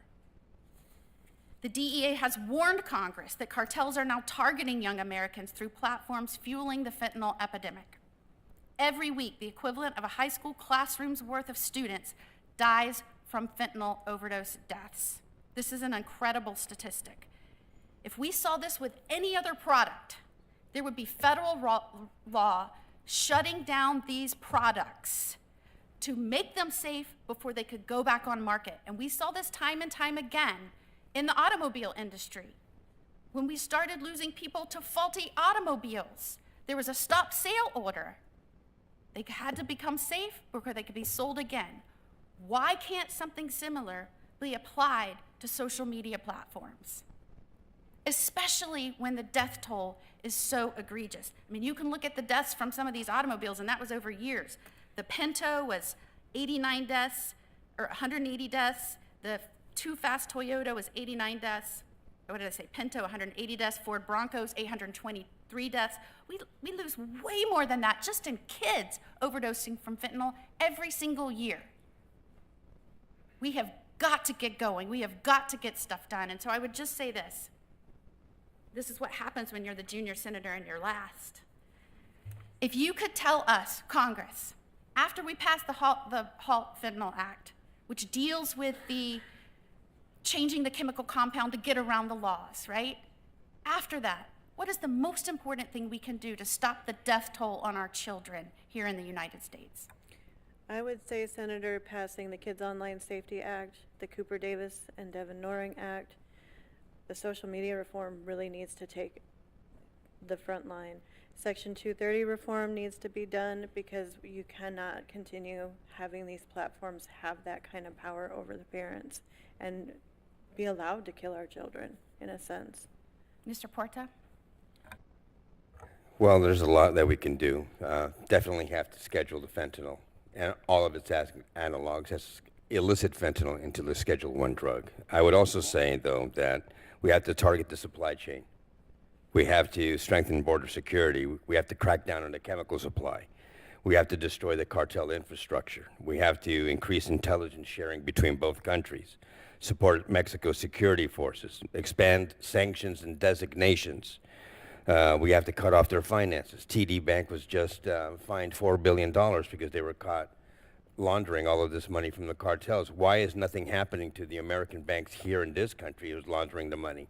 There's so much that we can do. I, as a parent, shouldn't have all this information. I'm just a small business owner from Santa Clarita, California. Why do I have all this information? Because I had to study this, because I don't want more kids to die. We have to go after these we have to go after the launderers. We have to go after, target corrupt officials on both sides of the aisle, not on the aisle, but in Mexico and here in the United States. We have to seize assets. We have to also reduce the demand for drugs here in the United States. There are a lot of people who are addicted to drugs here in the United States, and we have nothing for them. Nothing. We have Medi-Cal, maybe they'll give them 30-day rehabilitation, and then you're out on your own. We got to get them help as well. We have to expand addiction and treatment and recovery. We have to increase penalties for distributors. We have to hold Mexico accountable, pressure the Mexican government to do more, obviously. We have to leverage trade and diplomatic tools. Military intervention as a last resort. Mr. Trump, Donald Trump, our president, just designated them as all criminal cartels as FTOs, as a foreign terrorist organization. I think that's wonderful. I think that's needed. But we have the same problem here in the United States as well. So I think that it has to be bilateral, it has to be bipartisan, and there's a lot that needs to be done. If not, more kids are going to die. But definitely the first and most important aspect of this is getting this scheduled as a Scheduled 1. We have to do it, because if not, more kids are going to continue dying. Thank you for being here. Thank you. Thank you for your advising us, and Devin and Daniel certainly will be remembered in this committee, and you've made sure of that. Thank you so much. At this time, I get the honor of recognizing Senator Tillis. Well, what a rise. You're already chair. So they tell me. I think that what we just heard is really the mood of Congress in general. Ms. Farfan, first to the, I've spoken with too many families who are suffering through what you've suffered through. We have to change things. Ms. Farfan, I was here for the opening testimony, and you wanted to focus on the southern migration of weapons. I believe that's a serious concern, but you said something that concerned me, and it had to do with the will of the Mexican government. See, and I want you to, first I should say, I do believe that we have to hold the social media platforms accountable, but make no mistake about it, these thugs that run the cartels will find another way to get this poison here if we don't dampen, if we don't do things that reduce the demand, and if we don't disrupt the supply. It'll just be a different way for the snakes to get this poison into our country. So we need to be smart and not high five if we do something with 230 that gets it off social media platforms. These disgusting murderers and poisoners will find a way. So we have to look at this like a multivariable equation and maybe come up with some solutions.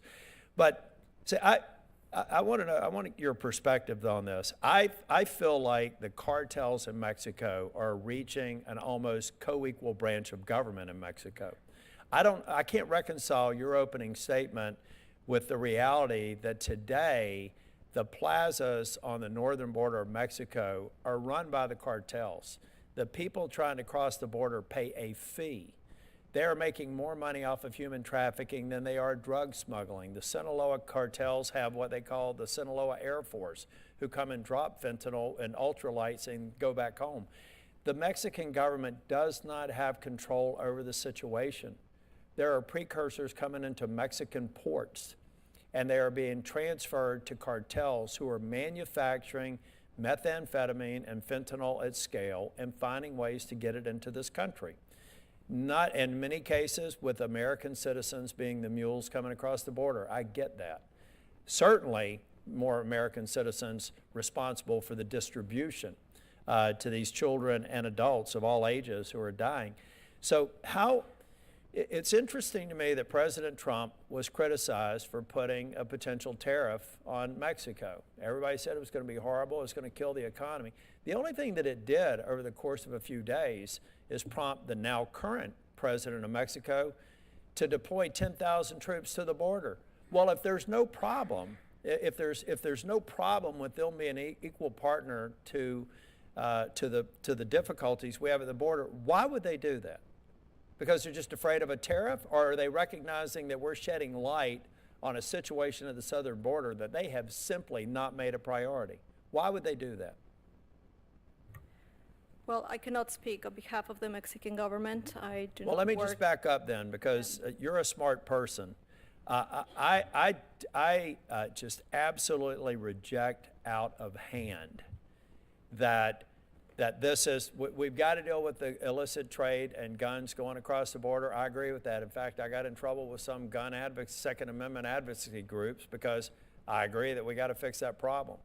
But and maybe just for the record, you can suggest to me why you think Mexico has done everything they have to play their part in preventing this poison from being manufactured. China, in plain sight, is sending precursors. The Mexican, whoever's running the ports and who are allowing supply chains to occur, are allowing it to occur at scale. And over 100,000 people are dying every year in this country, many of them as a result of fentanyl or opioids. More people die in North Carolina as a result of overdoses for fentanyl or opioids than people die on our highways. Most of this, most reasonable people, unless for the purposes of CUFERs, you can send me evidence that Mexico needs to wake up and be a partner and a friend to our South and address this as the problem that it is, and it's happening in plain sight among the Mexican authorities and among the cartels who have organized the plazas at the northern border, and they are running it. There's no way that Mexico sends 10,000 troops to their northern border if they don't think they've got a problem that President Trump has illuminated. Thank you all for being here today, but please understand that some of the things you've asked for are all just steps in the right direction, but this is far more complicated than any one thing we can do, and I look forward to continuing to engage with you. Thank you. Thank you, Senator Tillis. Senator Graham. Thank you very much. Sheriff Barnes, you've been involved in this space for quite a while, right? How would you describe the role of China in the fentanyl problem America faces? China is the first domino that tips in contributing to the fentanyl crisis.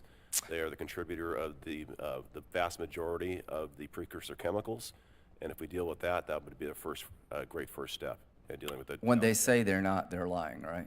I would say they're not being truthful, yes. Yeah, I would say they're lying. So there's a 10% tariff on China.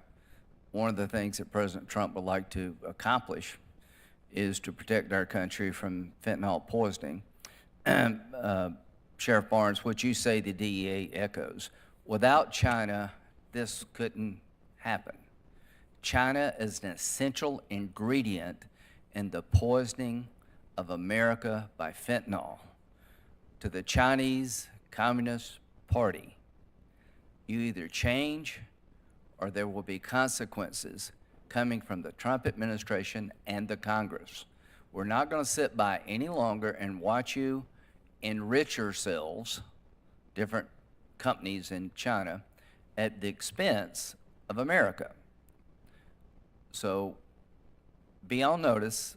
You either change your practices regarding supporting drug cartels in Mexico, China, or you will pay a heavy price. And that's not too much to ask. Do you agree, Sheriff Barnes? I do, Senator. Doctor, how do you say your last name, ma'am? Farfan. Okay. Do you think the drug cartels should be foreign terrorist organizations under U.S. law? I'm going to comment on the impact that this could have on U.S.-Mexico security. No, I didn't ask that. I just said, do you think they're deserving of the designation? I believe it would really hinder the notion of shared responsibility that Well, is that's the not a question. cornerstone I mean, of U.S.-Mexico security cooperation. I think they've earned it 1,000 times over. And to our friends in Mexico, we want to work with you, but we're not going to sit on the sidelines any longer and watch drug labs right below the southern border manufacture out in the opening fentanyl and other drugs to kill Americans. We want to work with you. Sheriff Barnes, do you believe that in many ways Mexico has lost sovereignty over this issue? I believe the Mexican laws have failed domestically. and I believe that that has had downrange effects on U.S. lives. So to our friends in Mexico, we appreciate you sending the soldiers, but that's just a first step. As Senator Tillis said, we need to put the drug cartels on notice. You cannot thrive and survive the way you're doing today. Why are they in the drug business? Because the return on investment is large and the risk is small. They'll get out of this business when some of them get killed or go to jail. Do you agree with that, Sheriff Barnes? I do agree with that. I think that's a complex issue, but they're one component of it. Obviously, as the manufacturers, there's lack of accountability, and until we address the issues on both sides, the addiction issue north of the border and the supply issue south of the border, and many other things that have to happen. Well, I'm talking about the drug cartels. They're in this business because it seems to be a good business. They are the equivalent of Amazon, a Fortune 100 company. They operate in scale. I can't say it any better. And they're making money at the expense of us. To the two families, Mr. Noring, Mr. Perota, how do you say your last name, sir? Puerta. Puerta. It's okay, though. I understand. You can't roll the R's. It's okay. Yeah, I have a lot of problems speaking at times, but I don't have any problem understanding what you're telling me. Both of you are telling me that your loved ones paid the ultimate price because of failed policies. Do you both agree with that? Yes, Senator. I agree, Senator. Okay, if you want to deal with this, we need to repeal Section 230. You should be allowed to sue. I agree, Senator. Snapchat should be sued. Absolutely. All these companies should be sued because they're fostering an environment that is killing people. They are a dangerous product. It's the only companies I know of in America that there is no government agency really regulating their behavior, and you can't sue them, and there are really no laws on the books that control their behavior and empower consumers. So if you feel hopeless out there as a parent and helpless, there's a reason you feel that way, because there's not a damn thing you can do about it. That needs to change. I wish you well in your lawsuits, and I will, until my last breath here, try to repeal Section 230. Thank you all very much. Thank you, Senator Graham. Senior to me, Senator Graham. You know, a lot can be done besides just allowing people to sue. I mean, we as the federal government can enact laws to stop this from happening in our country. It's abhorrent that more has not been done to stop this. And I wanted to just touch on a few things I was confused by and hope that we can get some enlightenment on that. You know, I'm wife of a law enforcement officer. I was a federal prosecutor myself, going after transnational criminal organizations and drug traffickers. And it was not uncommon that those wishing to push poison into our United States were not U.S. citizens. In fact, many actions taken against cartel members or otherwise were against foreign nationals. In fact, it was confusing to me that I heard a question about DEA participating in trying to help and assist with removing those here illegally committing crimes, especially those committing drug trafficking crimes while we're in the middle of a drug crisis. Why that would be confusing, or even suggested that that might be a waste of resource when, in my experience, and certainly in my husband's experience, many of his cases, especially involving drug trafficking, dealt with foreign nationals. It's not surprising to me that they would enlist the Drug Enforcement Administration to assist.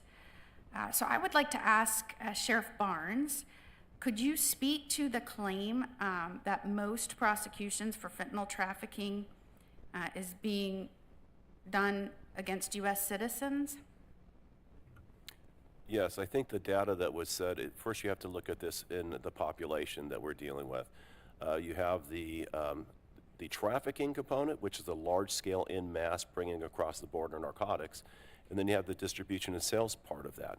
And that oftentimes includes Americans on both sides. But those American citizens participating have a direct nexus to and are acting on behalf of the cartels.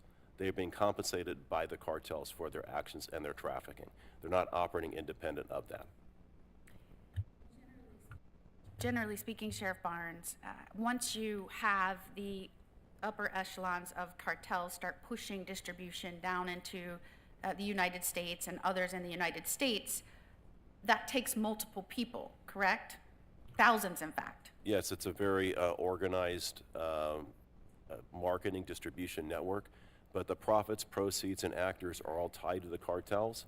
The drugs coming across have a nexus to the cartels regardless of citizenry. The distribution is on behalf and behest of the cartels, and the profits are either laundered domestically to hide that in the continental United States, or are transited back across the border to the profit of the cartels. Recognizing the extent of the damage inflicted on our nation and our vulnerable populations from this crisis, and recognizing that so little has been done in the last 4 years, does it surprise you that a cross-agency effort to reel back some of the damage is being put into place? No, I do not think that's surprising. I think it's necessary to collaborate across not just different agencies, but different layers of government down to the local level. I think it's also necessary to synergize those efforts in a very coordinated fashion. Else we're just playing whack-a-mole with the cartels. It's not any one thing. It's doing 12 things simultaneously in a very coordinated fashion that's going to, I think, hinder the cartels and start making a difference. And in your opinion, the cooperation and partnership of state and local law enforcement is necessary to start having an effect to reel back in some of what's happened over the last 4 years? I think that even before 4 years ago, and even more now, it's necessary to collaborate, develop partnerships in a vertical fashion with our federal, state, and locals, and horizontally across those same planes, federal agency to federal agency, state to state, local to local, and have a more intentional conversation, and quite honestly, a collaborative, coordinated effort to be on the offense rather than playing the defense. We've been on the defense too long and responding to the cartels. They're going to pivot around us. We need to be ahead of their next move to outmaneuver them and anticipate what they're going to do next. A devastating crisis certainly requires strong actions to solve it. When we first started using the term "just say no," I say we, although I was very young at the time. I don't know about y'all. I was very young. When Nancy Reagan first just said "just say no," we were in a crisis of overdose deaths in our nation. We lost a little over 3,000 nationwide a year. We now lose 110,000 Americans every year. And I think it's important when we use the word crisis over and over so that we don't become immune to that, and that we recognize the magnitude of what we are dealing with, that we remember what we used to frame as a crisis is now a national travesty. And if anyone says that this hasn't kneecapped the strength of our nation, they do not know what they are talking about. And so I want to thank again Chairman Grassley for calling this hearing. Again, just to put it in perspective, we're in the 119th Congress. This is our first non-nomination hearing in this committee, and it was on fentanyl, the #1 killer of working and fighting age Americans. You were a part of this. This is a big deal moving forward. And hopefully the energy that not just our witnesses today brought, but the energy of everyone in this room, especially those that stood up and have felt this for so long and have directed that passion and that emotion towards change and progress. The 119th Congress hears you, we see you, and I'm going to be a squealer to make sure that they take action and move forward. So we appreciate you being here today. We appreciate all the witnesses for being here today. I used to be a judge before I went into this crazy, chaotic world of politics. I'm feeling back at home. The meeting is adjourned. Thank you so much. Thank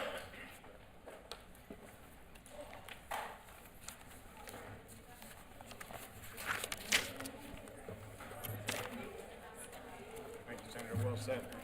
Thank you.